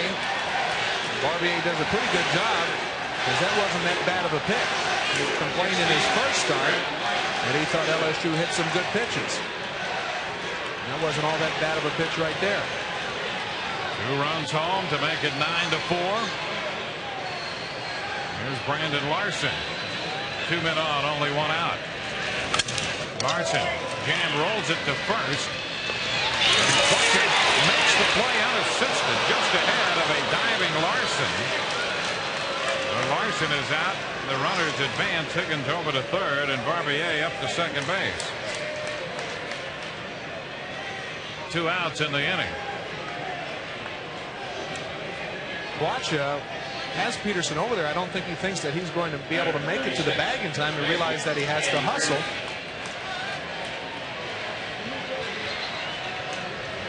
Larson, a hard-nosed player, went in head first at first. He's out of there, and here's Furnace. Base hit into right. Higgins scores. Barbier's being waved to the plate, and he is safe. Furnace drives in 2 more. And just like that, LSU has answered the 4-run threat by rebuilding a 7-run lead. Here in the bottom of the 5th inning, it's now 11-4.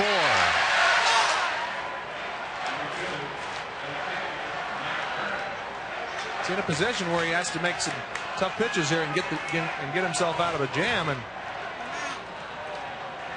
great evasive slide there. Now the first pitch to Mike Kerner is popped up foul, out of play for a strike. Oftentimes it's very dangerous to come into home plate head first. It's very easy for you to get injured. He does his version of a head first hook type slide. He's able to touch the back corner of the plate. Well, it's a 4-run inning for LSU. They're up again 11-4. Waiting for a miss by Kerner. 0-2.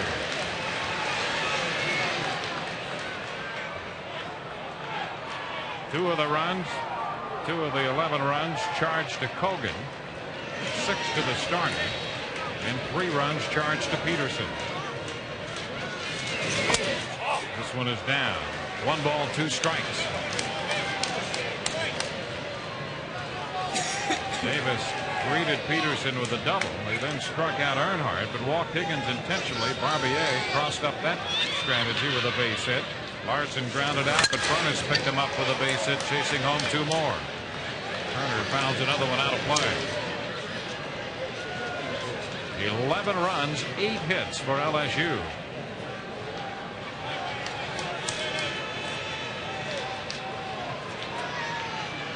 Barbier with a couple runs batted in. Furnace 2. Kerner has 3. McClure 1. Bernhardt 1. Earnhardt 1. And there was also a stolen base, a steal of home on the double steal to account for the other run. And Kerner got credit for the steal of home. He teamed up with Davis to pull that off. I'm not saying this is the sole reason, but it's such a completely different mindset to come in out of the bullpen. 1-2 and a pop fly that will carry into left center field. Kilberg is there, and he makes the catch to retire the side. But 8 men come to the plate for LSU. The Tigers score 4. And as we complete the front 5, it's LSU 11, Stanford 4.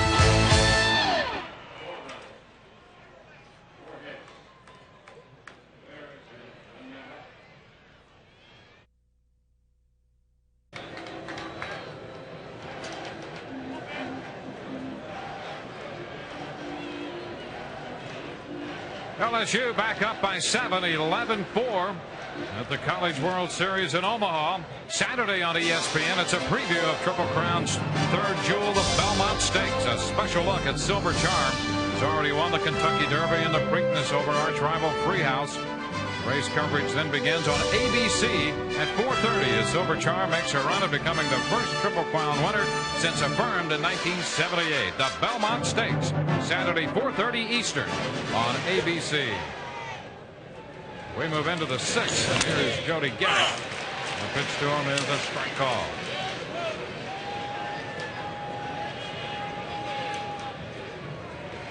Chris DeMuy in relief of Doug Thompson. Swing and a miss. The 4-run 5th inning to reestablish this lead for LSU. Stanford's earned run average in the College World Series is now 759. It gets higher inning by inning. Garrett takes this one low and away. A ball and 2 strikes. And it's not unusual for a first-round pick to take his lumps here at the College World Series, as Kyle Peterson has in the 2 outings. This one is too low. And oftentimes when we were speaking about him coming out of the bullpen, you get put into a role where you're not used to it. And it's how you deal with that adrenaline, because that adrenaline rush is so much different than it is with starting. Now the 2-2 ground ball comes up on Barbier and skips into short right field. So Garrett is aboard to lead off the 6th. The ball came up on Barbier. And that's happened a lot here in Rosenblatt with the high hops. This last hop has been eating up a lot of infielders here. Ball come up with something on it right there. Will go down as a. Did they give that an error? They're still deliberating. So Garrett will get credit for a base hit. I was going to say that would be an awfully tough error. Schaefer fouls this one away. 1 strike to count. Talking about the #1 for first-round picks. Benson came in here last year, and Ben McDonald took his lumps, and McDonald has won. You're right. Peterson so far 6 innings, 12 hits, with 10 earned runs allowed. There's a shot back into left field. Wes Davis on the run, and he makes the catch. What a grab by Wes Davis, racing into left center field. Well, his father was a heck of a defensive outfielder, and he serves his memory well tracking that one down. And this is the 2nd time today. As we said, the most important thing is to get a good read and a good jump, and he certainly does that. The angle he takes is perfect, and he makes a very tough play look relatively easy. That's the first out in the 6th inning. On the grab by Wes Davis. Tony Schrager. The pitch is in for a strike. Schrager nothing of 2 tonight. 308 for the College World Series. Came in at 290 for the year. And the strike is called.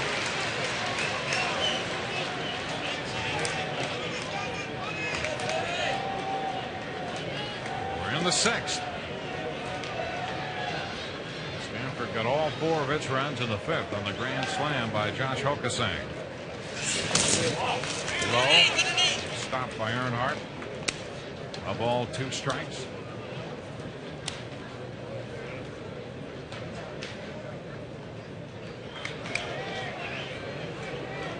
So again with that base hit for Garrett to open this inning. Stanford has out hit LSU. Ground ball headed to second. Barbier to Larson. 4-6-3 on the double play. 2 double plays in each of the last 2 innings for LSU. 11-4, Tigers leading the Cardinals.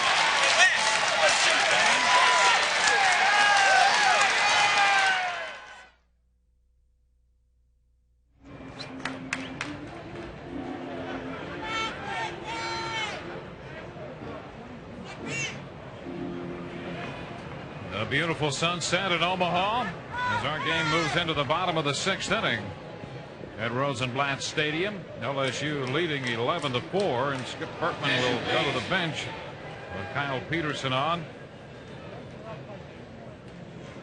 This lineup has not been very hospitable to Kyle Peterson. Casey Kuntz steps in, and he'll be the pinch hitter. Pitch is in there for a strike. He's batting for Trey McClure. Kyle Peterson has a 15 ERA in the College World Series so far this year. As far as breaking ball there, and as far as today, you saw he didn't even have his spikes on, so I don't think that he was going to pitch. And then as things started to get out of control and the fire drill ensued in the Stanford dugout, he was forced to rush down to the bullpen and change shoes and get ready to come in this game. Mark was obviously would have loved to have had the luxury to start him in the next game. But there's got to be a victory here before there is the next game. And as a starter, the preparation is completely different. Now the count goes to 2-2. Then throwing out of the bullpen. He was going to be starting tomorrow. He would be going over the lineup in his head and going through the preparation, whereas going out of the bullpen, everything is sprung upon you immediately. And it's a different mindset. Down and Coons check.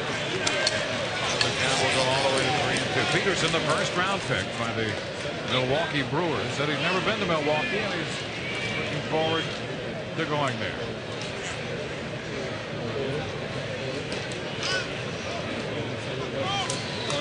The count goes to 3-2. Here it is. And it's foul out of play down the right side.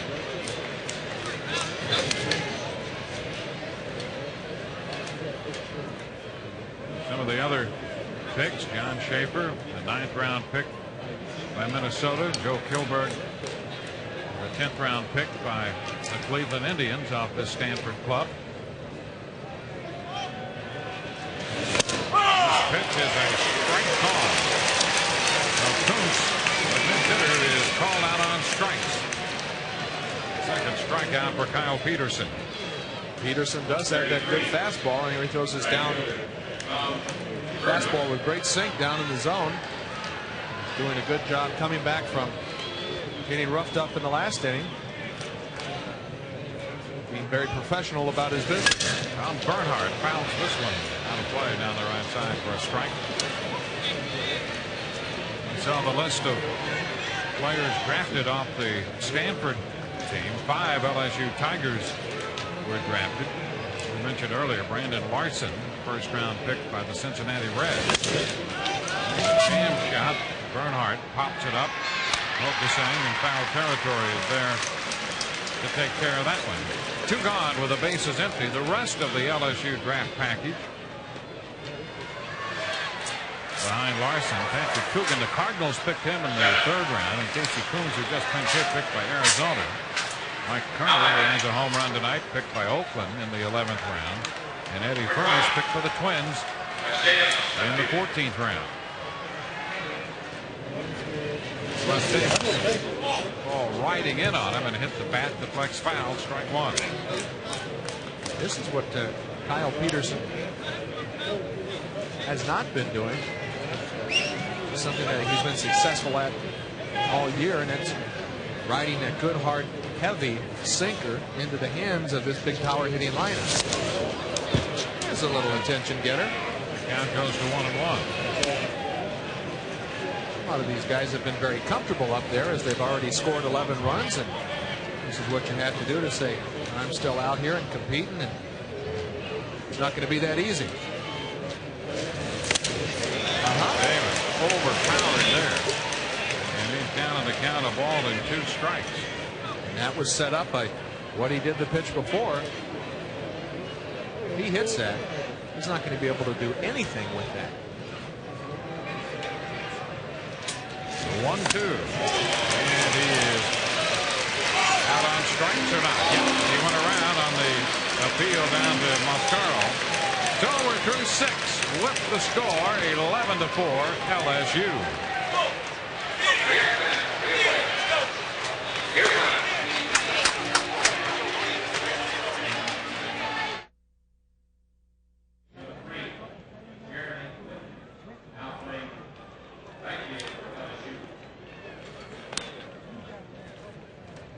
(11-4) LSU leading Stanford as we swing into the 7th inning. A couple changes for LSU.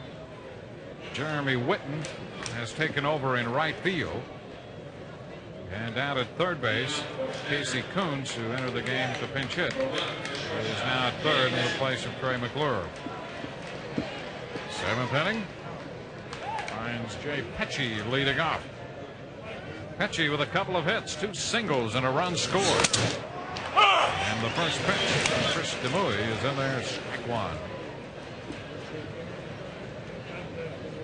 Pecci's come in and had a nice College World Series for Stanford.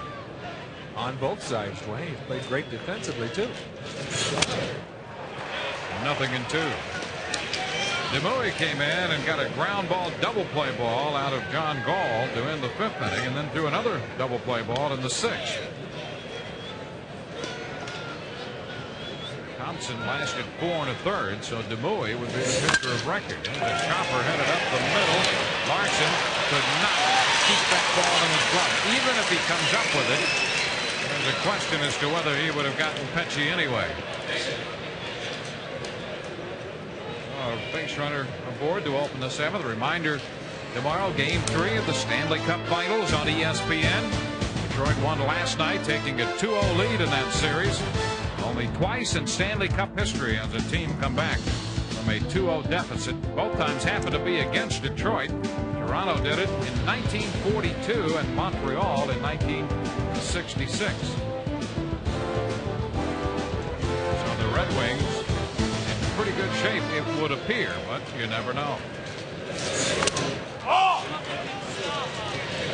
Pecci at first, Gilbert at the plate. He takes the pitch over, but too low, ball 1.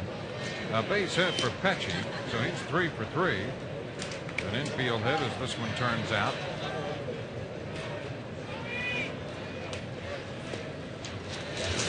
Gilbert looks at this one for a strike, and it's 1-1.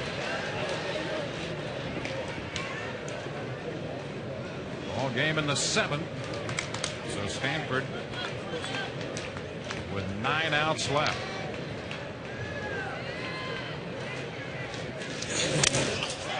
This one away from Earnhardt. He could not locate it, and Pecci goes to second base. Finally, DeMuy had to point out where the ball was. I think there was a bit of a cross up there, Dwayne. Kind of a funny approach to that. No, I think it probably just had a little bit more light. Yeah, that ball just kept sailing on him. And a wild pitch charged to DeMuy. Pecci's at second. 2 balls and a strike to count to Kilberg. Now he bunts the ball down the right side, and that's going to go foul. Well, Stanford trying to get base runners any way it can. Down 11-4 here.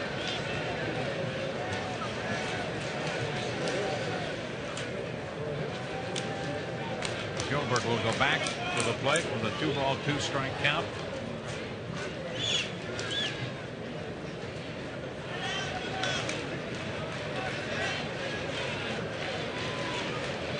Here's the leadoff hitter in the Stanford lineup. And the pitch. Foul. Look out into the LSU dugout. Sharply hit that way down into the far reaches of the dugout. He's okay. Make sure you save some of that Cajun food if you got some stuck in the far end of that dugout. 2-2 the count. A tap foul. Count still 2-2.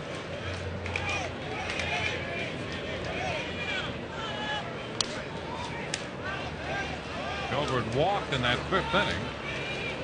Ahead of the eventual grand slam by Josh Hokasang.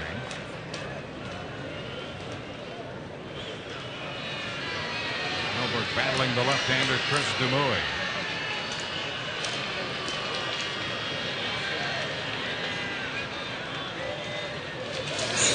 And there's a liner, base hit, line drive over the head of Kuntz and into left.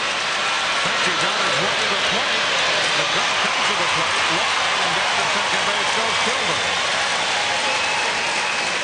A run home to make it 11-5. And Gilbert lines up at second. So a base hit and a run batted in and a move up to second on the throw through. And I think LSU has to be thinking that they want to limit the rally, the amount of runs that Stanford's going to be scoring, obviously. But his throw going into home plate, which allows Kilberg to go to second base, is a bit of a mental error, I think. Yeah, not a good move. Right. You want to try to keep Stanford from developing into a big inning here. Still nobody out, and here's Edmund Muth. Now Muth bunts right side. Into the pickup. No works to the back. Muth puts his way on. Kilberg goes to third. And that's twice that Stanford has attempted to bunt in this inning. They're playing some little ball here. He was able to draw Furness off the bag and create a race to first base, and it was very effective.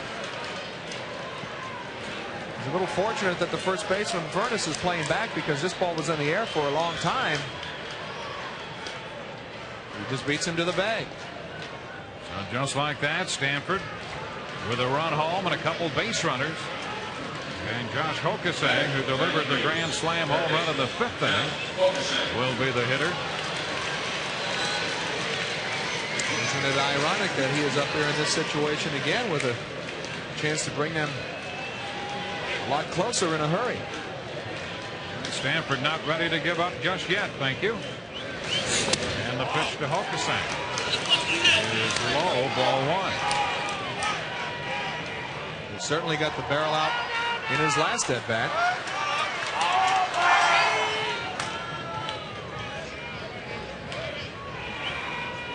A ball, no strikes. Skip Bertman has the bullpen busy. Here's the 1-0 pitch, down and in. 2 balls, no strikes. Ship the right-hander to the left of your screen, and Joey Paintage up for the first time tonight on the right side of your screen. So 2 right-handers. 2-0 the count. Hokasang takes a strike. No outs in the inning. A run home. Wanting to take a strike to make Demore work a little bit harder. Pretty good pitch to hit right there. Hokasang does look really good up at the plate right now. It's amazing what a home run can do for your confidence. 2-1 the ground ball, base hit through the hole. Kilberg will score. Muth stops at second. Now Hokasang, who hit the grand slam in the 5th, has an RBI single in the 7th inning, and it's 11-6. Josh Hokasang is starting to be a bit of a hero for Stanford so far, as coming off that home run in his last at bat, is buoyed by that, gets a single, keep this rally going. And in college baseball, something you wouldn't necessarily see at the major league level, but a lot of bunting, a lot of little ball, as Stanford has tried twice, and Bertman doesn't want to get burned by that again, as he tries to warn his infielders to be wary of a push bunt. With Quacha up there, had a single in the 5th inning. But my question is a strike. Luke Quacha is your number 4 cleanup hitter. You would think that he's not up there to bunt.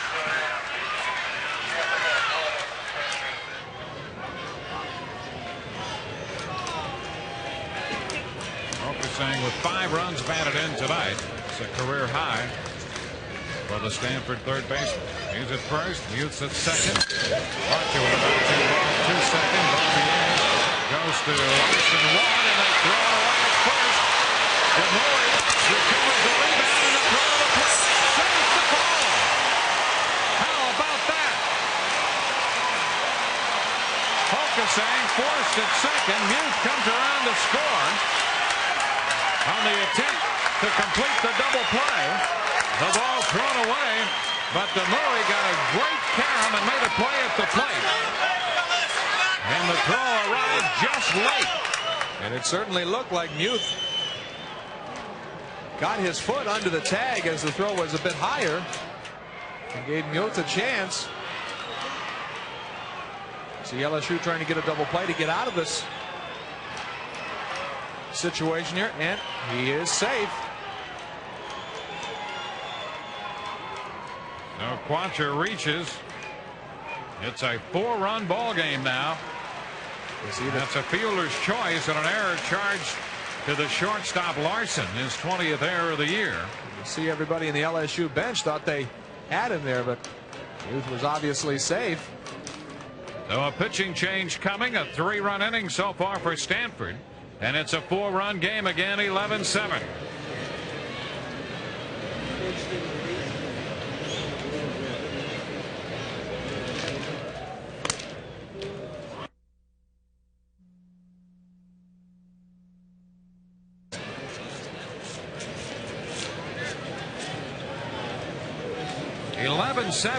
Stanford will not go away.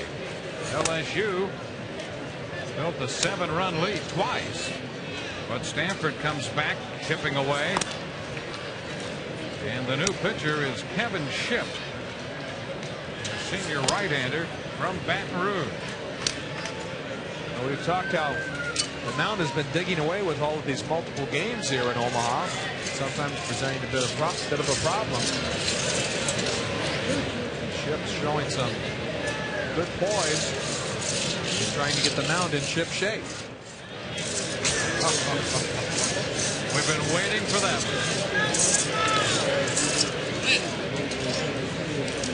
So they're taking care of that mound. I find it interesting that that's not real dirt. It's artificial dirt. So what's wrong with real dirt? Geez, I don't know. A lot of mounds pitched here in the College World Series as well as in minor league ball in the American Association. One thing that has struck me about this mound is that it is very short. It doesn't have a whole lot of slope to it. I think where they get the 10-inch decline in the mound is as the ground slopes from the mound towards home plate. Well, you see the numbers on Kevin Shipp, a senior right-hander. He's been bothered off and on with shoulder problems. The last time out on the 24th of May against South Alabama, he pitched 1 inning and gave up 6 runs, 5 earned. He'll be facing the designated hitter John Ball. 1 out. 3 runs have scored. The runner at first is Luke Quancher. And here's the pitch to call. Ball outside. Ball 1. Stanford coming back at LSU in little short spurts. Boy, wouldn't it make it interesting if Dahl went big fly here. A ball, no strikes. Had a tremendous College World Series last year. He earned 2 saves and was the starting pitcher in that national championship game. Trying to overcome some physical problems this year. Benchie has scored. Gilbert has scored. Muth has scored. All 3. 3-0. Did he call it a strike? Well, the scoreboard had 2-1, but it was a ball. 3-0. Now the pitch. And there is ball 4. So Shipp walks the first man he faces. That pushes Quancher up to second base.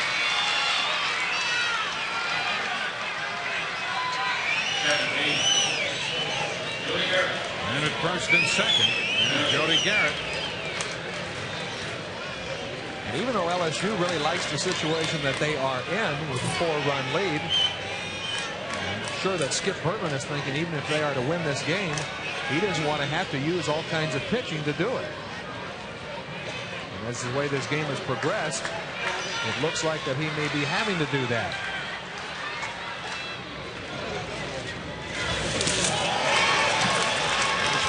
Block. Ball 1.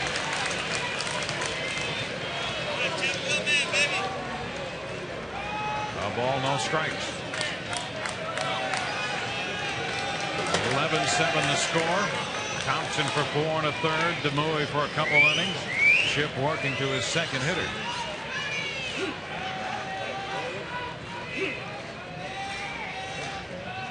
The pitch. Oh,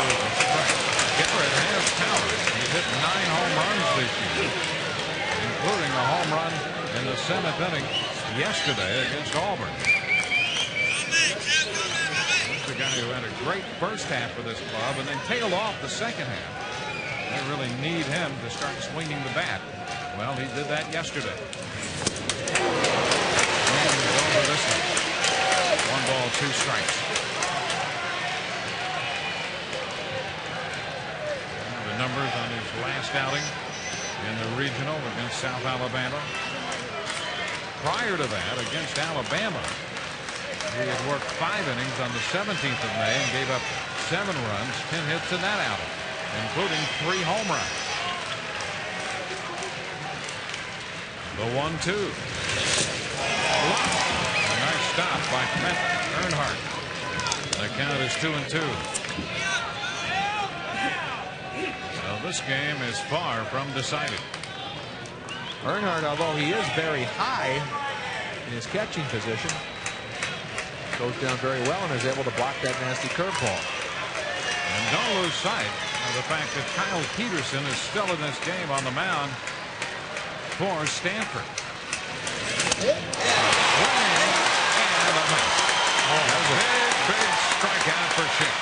And a great bender right there too, Dwayne. Threw it 3 successive times. Eric swung through it twice. That's more of a traditional old-style curveball. That's with more like 12-to-6 rotation, as you can see there. As that ball goes almost straight down. In olden days, they used to call that a drop. Well, he dropped it on Garrett, who missed it for the second out. And here's John Schaefer. Schaefer's 0 for 3 in this game, dropped down to 7th in the order. And the pitch to him was too low, ball 1. He was robbed in the 6th inning when Wes Davis made a great running catch in left center field on Schaefer. The College World Series numbers under 100. Ground ball down to 3rd. And the first play there made by Kuntz to retire the side. But Stanford is hard from in the 7th inning, and they're back in the game again. 11-7.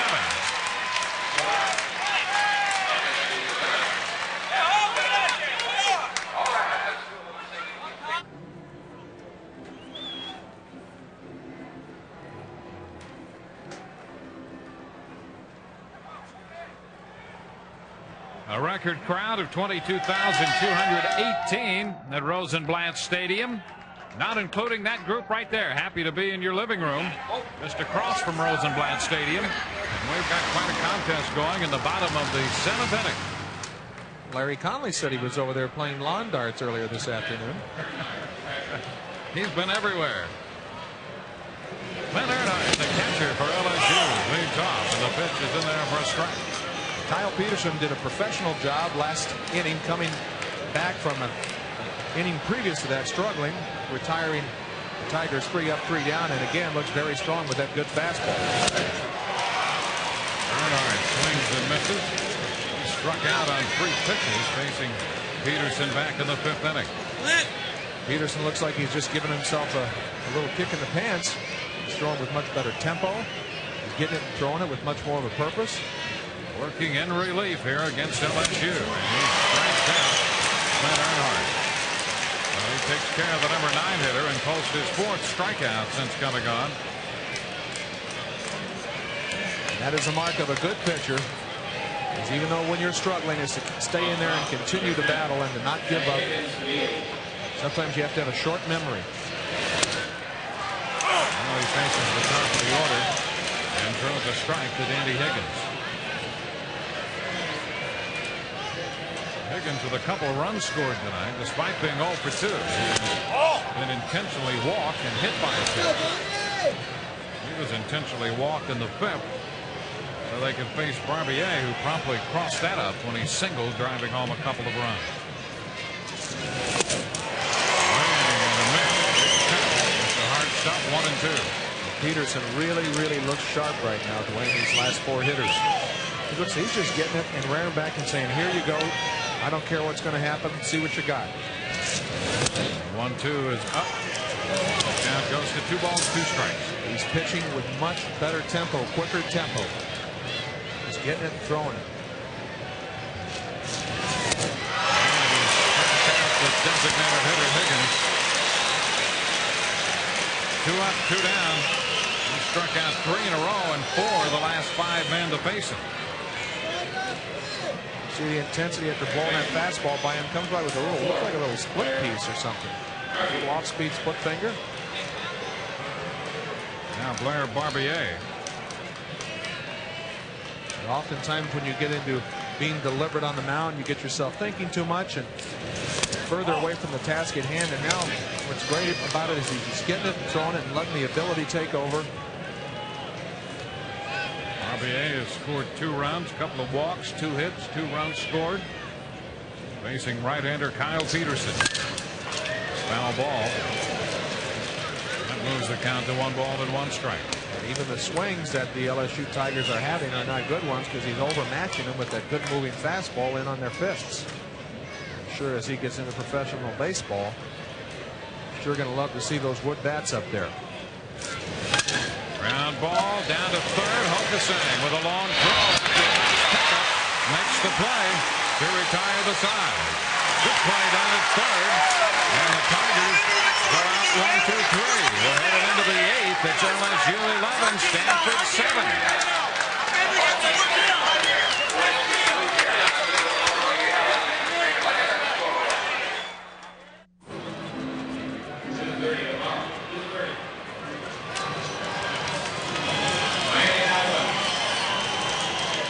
Of this game still very much in the balance. 11-7. LSU is way ahead into the top of the 8th inning. An LSU win puts the Tigers in the championship game for the 2nd straight year. A win by Stanford would guarantee at least 1 more game on Friday afternoon. Miami and Alabama will be battling tomorrow afternoon at 3:30 on ESPN. And action from the other bracket. Well, we go into the 8th. Ivan Ship managed to get Stanford out in the 7th, and the first pitch to Tony Schrager is upstairs, ball 1.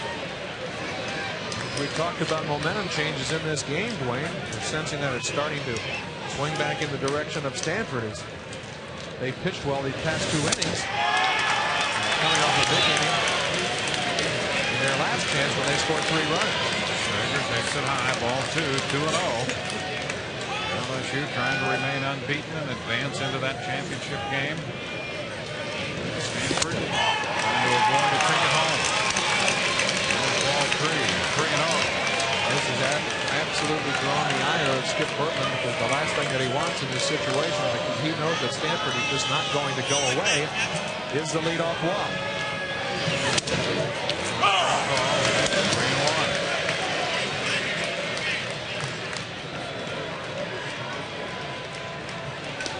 4 runs charged to Thompson. 3 runs charged to Demuy. Ship delivers and misses upstairs, walking Schrager. And Skip Bertman is on his way to the mound after this leadoff walk. Jake Petchy, the shortstop, is due up. And there's the move to the bullpen. Petchy is switch hitting shortstop. And LSU will make another pitching change. Joey Painich will get the call. It's an 11-7 contest.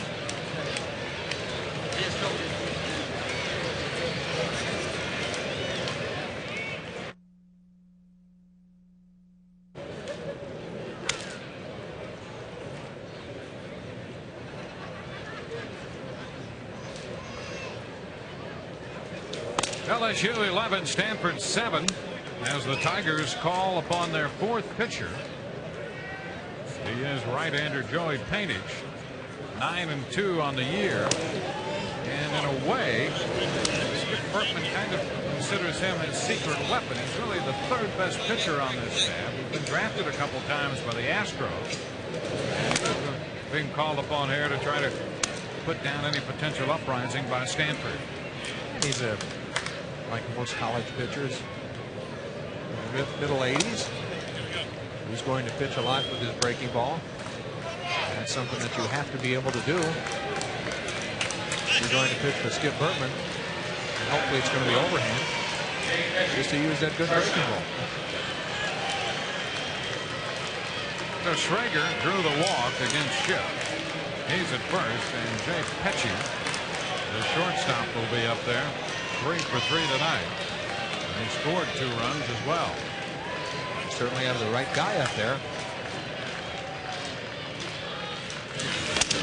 And the first pitch from Pinion is in there for a strike. 8th inning. LSU at one point led 7-0, then 7-4, then 11-4, now 11-7. The Tigers have held a 7-run lead on 2 separate occasions tonight. It's going to be upstairs. The count is 1-1.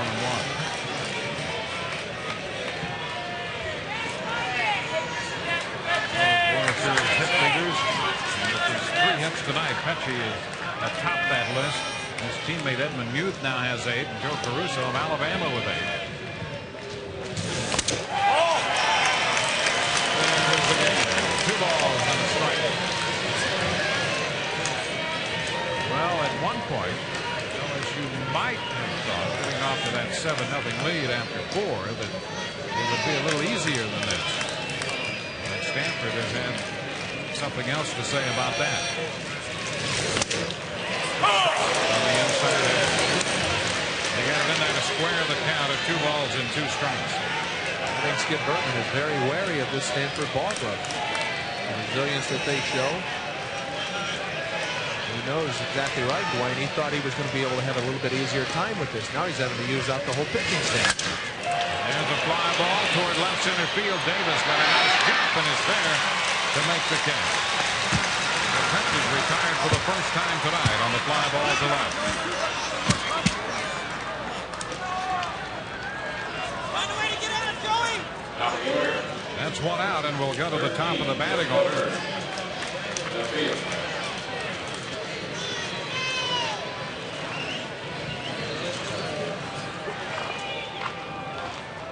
Gilbert single home run and scored in the 7th, and walked and scored on the grand slam by Hokasang in the 5th.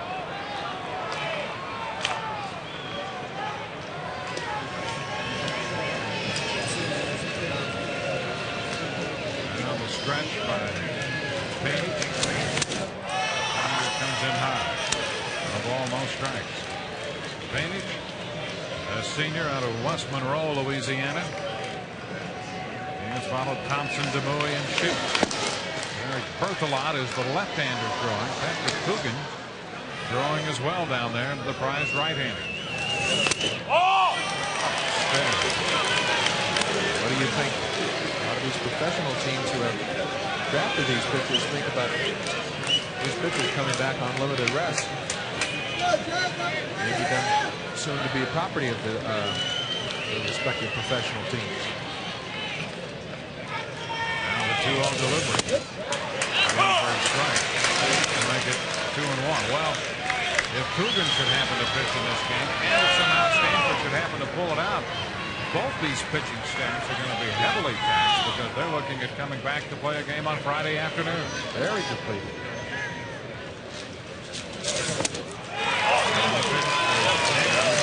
And then beyond that, the winner of that game would have to go in and play the championship game on Saturday. And you figure that the pitching staff would be even more depleted the day after.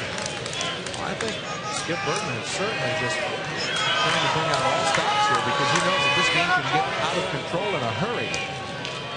3-1. And the count is full. And oftentimes college coaches will tell you 3-0 they give you the take, and 3-1 they give the take a lot because they don't believe that pitchers have the command good enough to throw 2 straight strikes like that on many occasions. Advantage. Got Petchy, but has gone to 3-2 on Kilburn.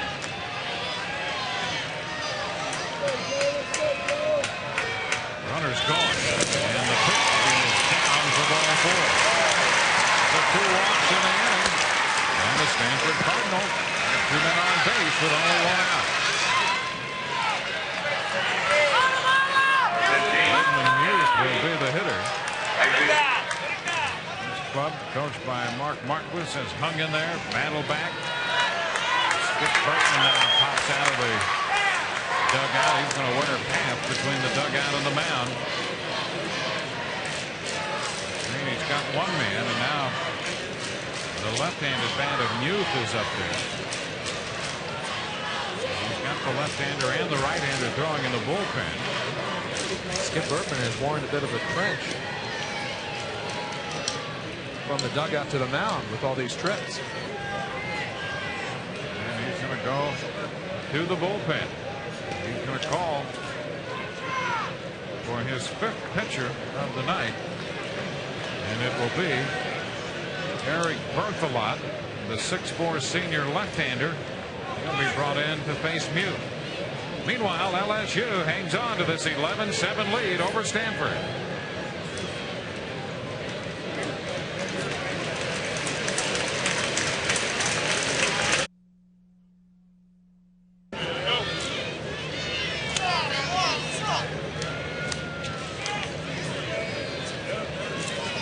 It's a 4-run ball game in the top of the 8th inning.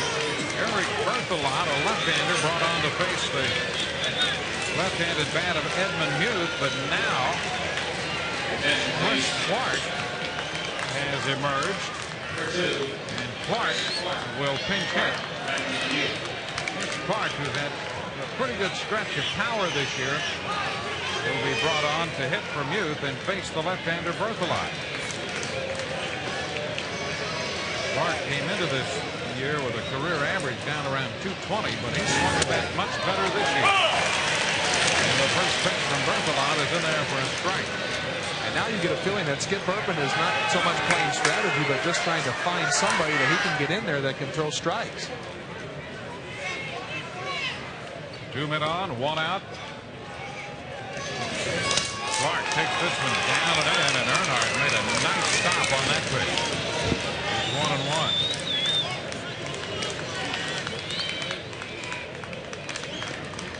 Clark pinch hitting to counter the move by Skip Bertman. He had 9 home runs this year and hit over 300. Spared. 2 balls and a strike.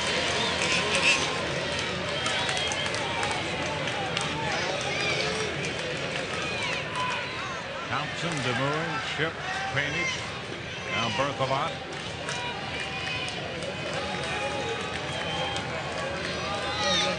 A 2-ball, 1 strike count. And a swing and a miss by Clark. There goes the 2-2. Well, credit Clark for being. Josh Okasang is on deck.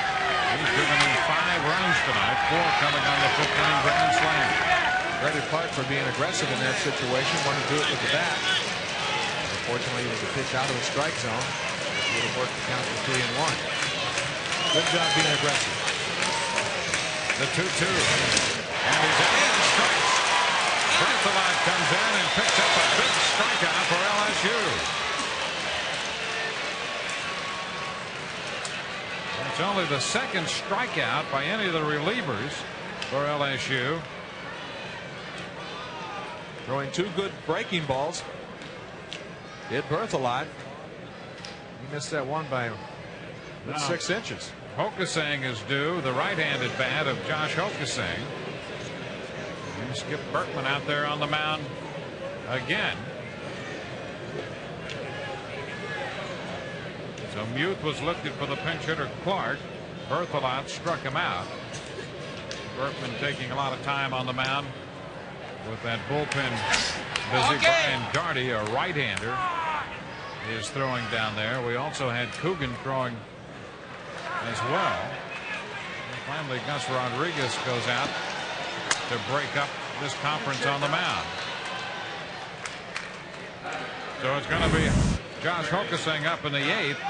He got Stanford scoring, got him on the board in the 5th inning when he belted the grand slam home run. That came against the starter Doug Thompson. Single home run in the 7th inning. He'll be batting in the 8th with 2 men on, runners at 1st and 2nd, and 2 outs as he faces the left-hander Eric Berthelot. Away from him on the corner. And he's really had a bust-out game today after struggling much of the College World Series, and they really need him right here for some good two-out situational hitting. Okasang waiting, the 0-1. Nothing in two. He looks a lot better up at the plate than he did. And you can see that was a good breaking ball. He did a good job waiting on it and having a good quality swing. The count. 2 men on with 2 men out. Kyle Peterson is in the game in relief for Stanford, looking on from the Cardinal dugout. The 0-2 wide. 1 ball, 2 strikes. He's probably going to come back with that breaking ball that he had such success in striking out Clark. Getting Okasang to foul it off. The 1-2. Berthelot comes in to strike out Clark and Okasang and leave 2 men on base. No runs, a couple walks in the inning, and those 2 runners left on. We're headed into the bottom of the 8th. LSU continues to hang on to this lead. It's 11-7. LSU leading Stanford.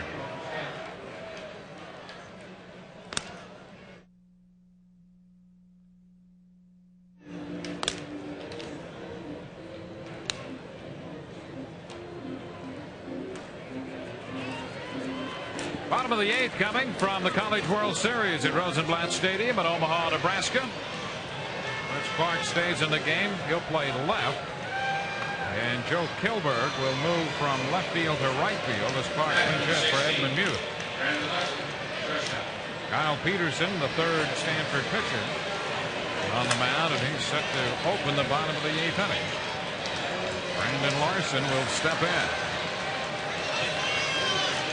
LSU leading 11-7. And the pitch to Larson is too low, ball 1. Larson, who hit those 2 home runs off of Kyle Peterson in their last meeting. We'll see how Kyle does now. Foul ball out of play up the right side onto the roof, and the count is 1-1.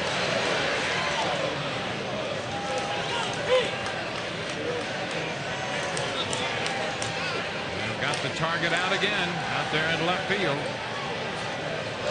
Actually, where he hit that first home run. Jammed and popped up. Schrager at second base is there to make the grab. First out in the 8th inning.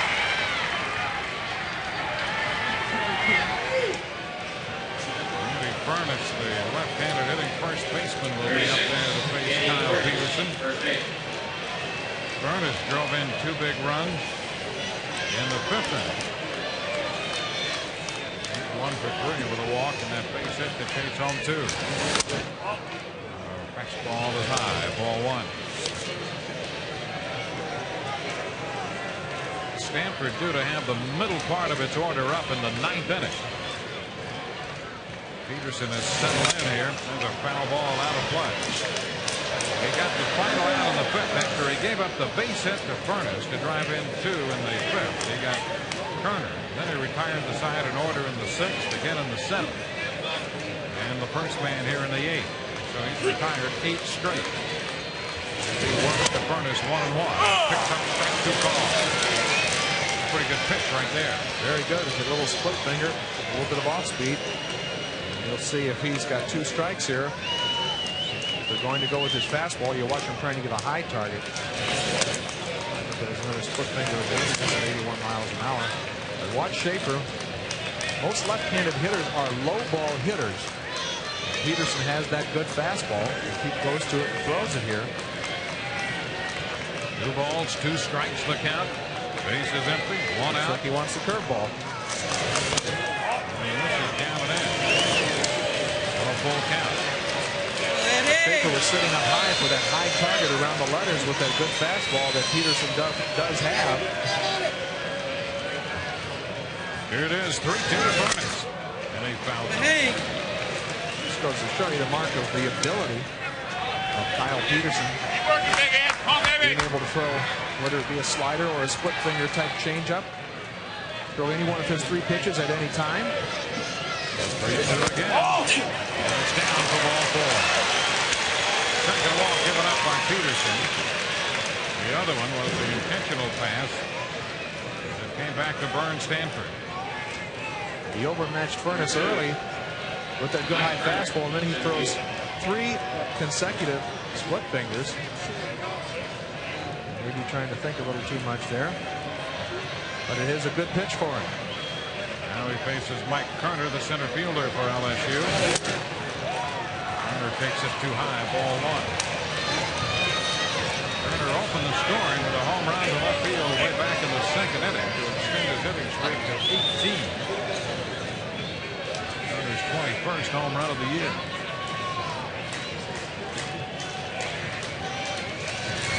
Off the plate in. 2-0. 11 runs, 8 hits for LSU. 7 runs, 13 hits for Stanford. The walk has placed Furness aboard. And time call. Peterson will get another visit from Tom Dutton. We're getting back on track here as he's fallen behind the left-handed band of Kerner. 2-0. Stanford will have the first baseman Quatro. Due to lead off the 9th inning. Our Nike College World Series storyline. 11-7 LSU focusing with a grand slam and a career high 5 runs batted in. Tigers, when they scored 4 times in the 3rd inning, did it without a hit. They utilized 5 pitchers tonight. 2-0 the count to Kerner. Pitches in for something off.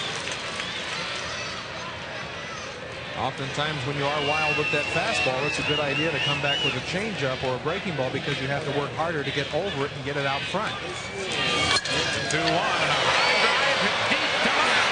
Pushes back all the way to the wall. He leaps and it's gone. Kerner has done it again. A 2-run blast this time.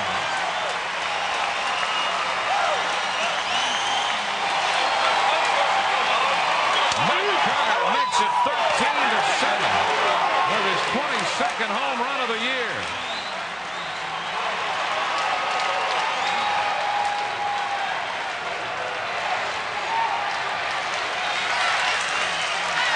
Well, Peterson found himself out of that groove trying to get back in it, and Kerner belts it out.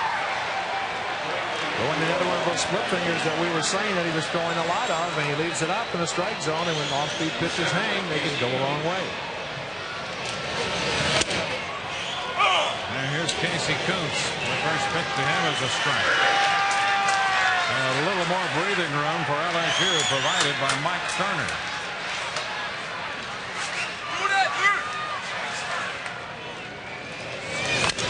A little tap, and it's a foul ball. Nothing in 2. Well, Skip Berkman said Kerner loves the big game. Maybe the strongest hitter on this team, and Kerner has hit 2 out for Berkman and LSU tonight.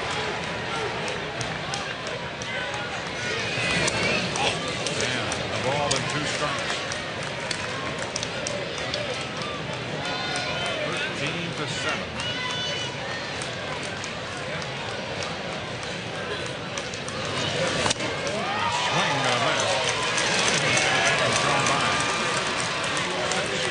By Peterson, who's now been touched for 5 runs. You can see when he gets that fastball uprighting into the right-handed hitters, it becomes a very tall task for them to hit. He has good late ride and movement to it, as well as the velocity. And I think when he gets into pro ball, he's going to learn to have more confidence in that fastball and use it a lot more. Jeremy Whitten hitting now for the first time. 283 for the year with 3 home runs. Upstairs to him. 1-1. LSU has had a battle to hold off Stanford, and the Stanford Cardinal has 1 shot left. 1 ball, 2 strikes.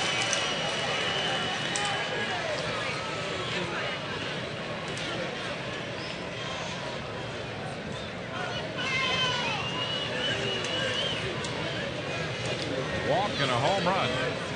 Accounting for the 2 LSU runs in this inning as Witten is called out on strike to retire the side. We will go into the 9th. It's a 6-run ball game courtesy of the 2-run home run by Kerner. 13-7 LSU.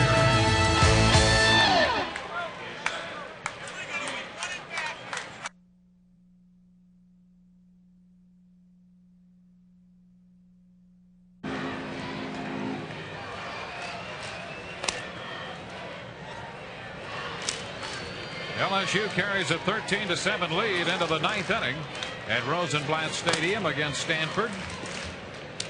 LSU trying to hold on and advance into the championship round.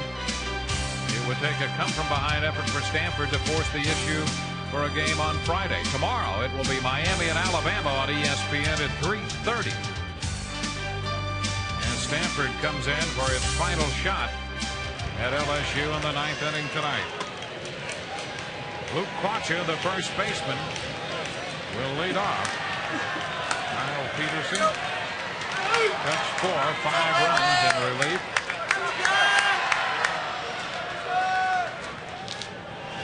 Here's Quacha taking a pitch inside, ball 1. Eric Berthelot came on and got 2 big strikeouts in the 8th inning.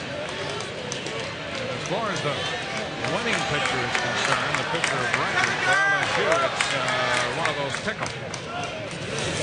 Pitch is high, most effective. Stanford breaking out the seriously turbocharged rally caps and pull out all the stops here. Down by 6. 8 of the 13 runs allowed by Stanford tonight reached base either by a walk or a hit batsman. 2-1.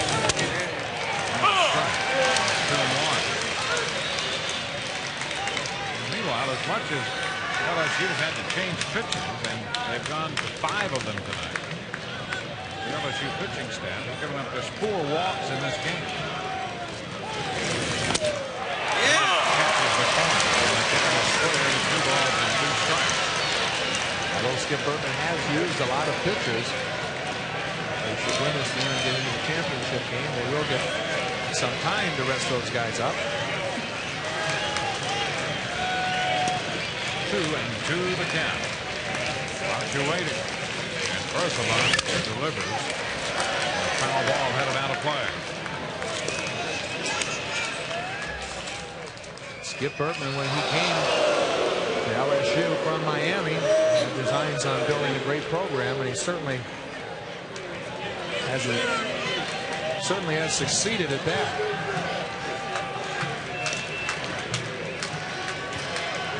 2-2 the count.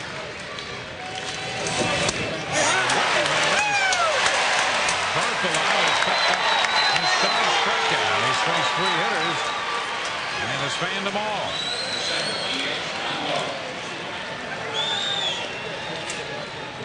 Watch it. Trying to make an effort at a breaking ball. He's up in the zone. LSU is starting to sniff the end of this victory. They're looking for their 4th NCAA title. Won in 91-93 in the last year. John Gall, the DH, pops it up. Furnace down from first base. Makes the count for the 2nd out. 2 gone in the 9th inning. Stanford down to its final out. And Jody Garrett will be the hitter. It's been a battle tonight for Stanford. They got down early, 7-0. Closed the gap to 7-4. Then trailed 11-4. Made it 11-7 before the Kerner home run in the 8th inning. Made it 13-7. They've done a good job. They could have given up early, showing some fortitude and spunk and coming back in this game. Garrett takes the first pitch. One ball.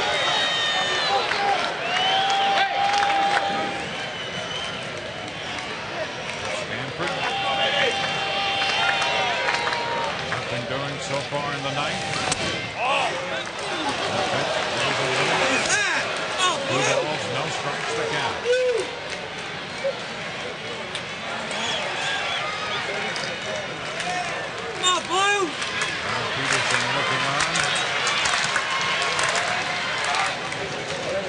2-0 delivery. Oh! All three.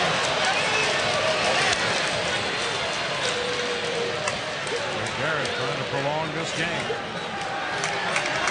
This team down by 6.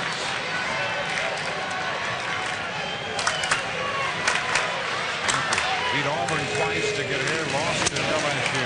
10-5. Now down to the Tigers 13-7. 3 balls and a strike.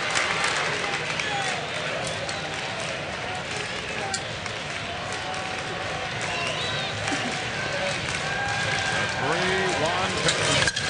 And a one-hop shot. To second and into right field. Well, that ball was really smoked. It got by the second baseman Barbier. And a base hit. More of a feeling of self-preservation right there. That ball was really tagged. So a 2-out single. Garrett is at first base to keep this one alive. That's going to be it for Berthelot. John Schaefer, a right-handed hitter, is due. And we're going to see another pitcher, Brian Darty. The senior right-hander will take over for Berthelot. And I'll tell you, of all the pitchers in this game for LSU, Berthelot came up big. Certainly did. I think there's a bit of over-managing by Skip Bertman, but we'll see what happens when we come back.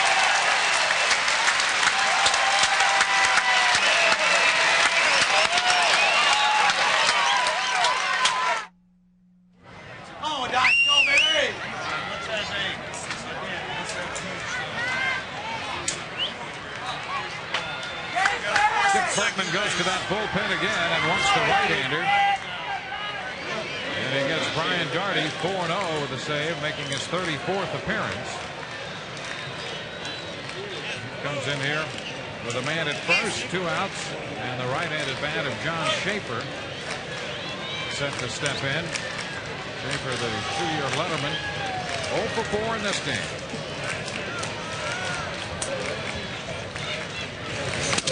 And the pitch is outside and high, 1-1. And you said it, Dwayne. Berthelot was probably as effective as any of the relievers that he has brought in there. I don't know why he would take him out in that situation. I think he's kind of overdoing it a bit. And he is hit by a pitch. Darty comes in and hits Schaefer. Put 2 men on with 2 men out. Bring up Tony Schrager. Very strange. We've seen guys getting plunked with regularity in every one of these games.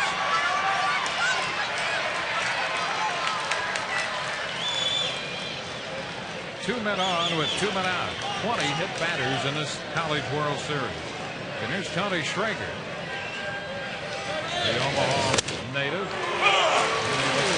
Schrager walked in the 8th inning. Came into this game hitting .290 overall, .286 in the College World Series now.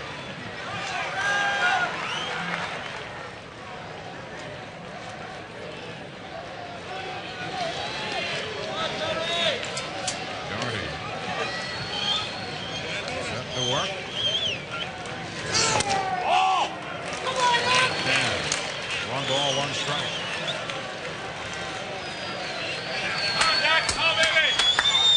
About to make its 4th trip to the final game of the 90s. They won the 3 previous trips. It certainly shows you they know what to do when they get to the championship game. And if they close this one out, 1 out away from doing it, they'll play on Saturday. The 2-1.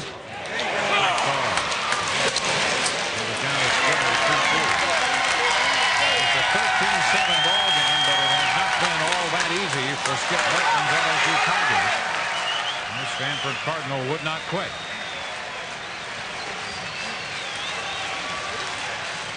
2-2 the count to Schrager.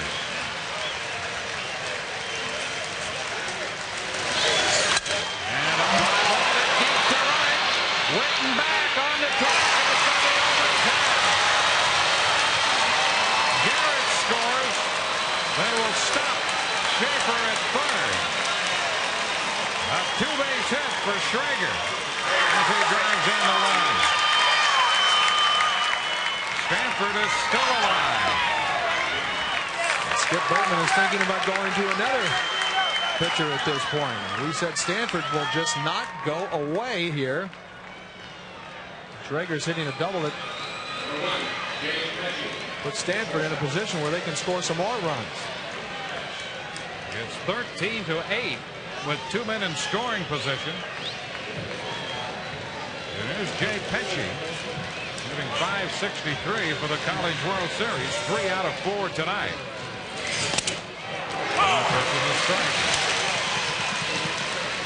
Pesci retired in the 8th when he hit a fly ball to left.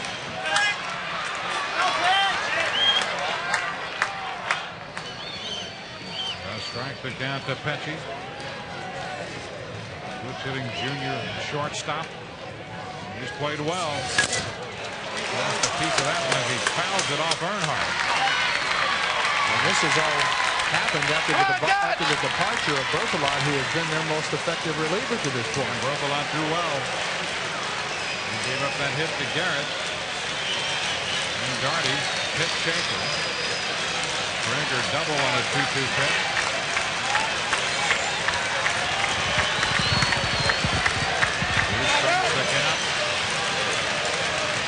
Down to his final strike. Base hit into right. That's still alive. Schaefer scores. Schrager goes to third. A base hit by Pesci. And a run batted in. It's 13-9, folks. And now Skip Bertman has got himself into some real trouble here with some of these moves, and Pesci, in a word, has almost carried the Stanford lineup, sustaining rallies and collecting 4 hits today. And the Stanford bench certainly isn't ready to quit. A 4-hit night for Pesci. Joe Kilborg and his left-handed bat is due. And Skip Bertman will go to the bullpen again. He'll be calling for his 7th pitcher of the game as Gardy departs. 13-9 the score.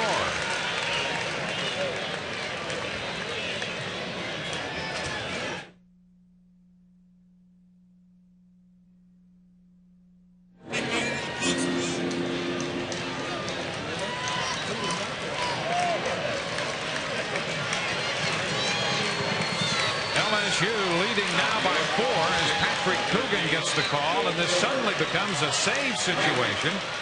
Coogan with a couple saves to go with his 14 wins, 16 starts, and this is his 24th overall appearance.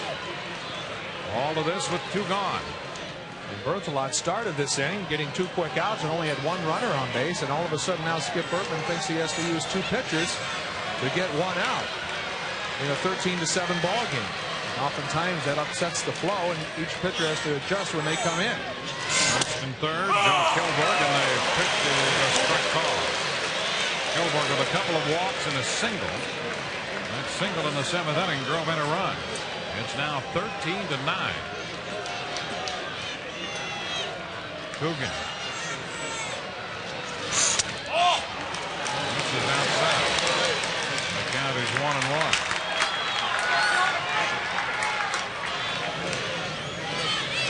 Down not only to its last out, but its last strike when Pesci got the base hit to keep it going and drive in a run. Ball 2, it's low. He's used 7 pitchers in this game. Coogan, the winning pitcher as a reliever in LSU's national championship victory over Miami last year. Around the knees, the call. That was very questionable. Very questionable. See, the catcher has to turn his glove over. They certainly don't like that in the Stanford dugout because they're trying to get something going with base runners, and they can't do it when pitches like that are being called. Here's the 2-2. It's down. He started, but we have a full count.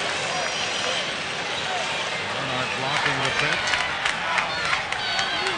full count with men at first and third. Stanford putting up this battle with 2 outs.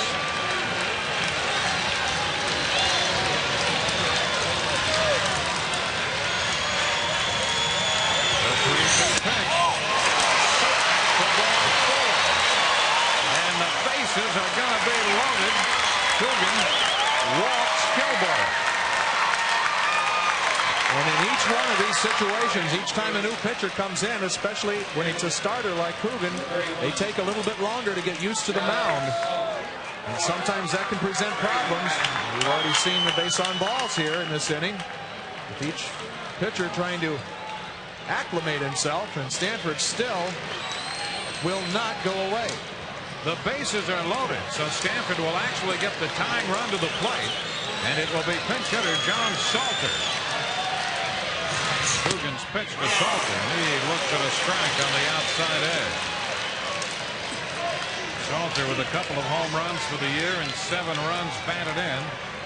He's hitting for Clark, who had entered the game in the 8th as a pinch hitter from Youth. The 0-1 pitch. Strike 2 call. Nothing in 2. So Coogan quickly gets the jump on the pinch hitter.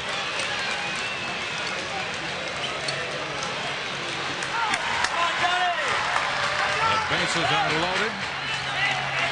Stanford has battled all night.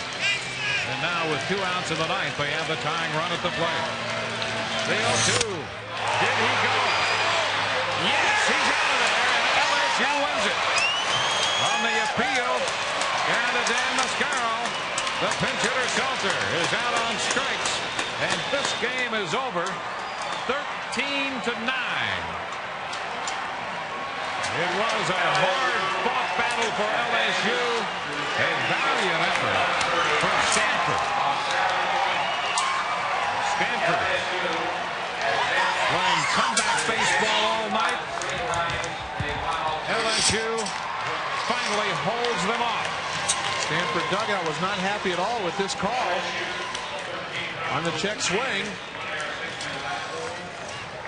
And I think he did go around. Salter tried to hold, but he went around, and LSU is catapulted into the championship game on Saturday, and they will go there having used 7 pitchers in this game tonight. But it puts them into an interesting situation with either having the ability to come back with Patrick Coogan or to use Thompson. So with the days off, it certainly gives their bullpen a little bit more time. And once again, they know what to do when they get to the championship game. LSU winning its 56th game of the year to go 56-13.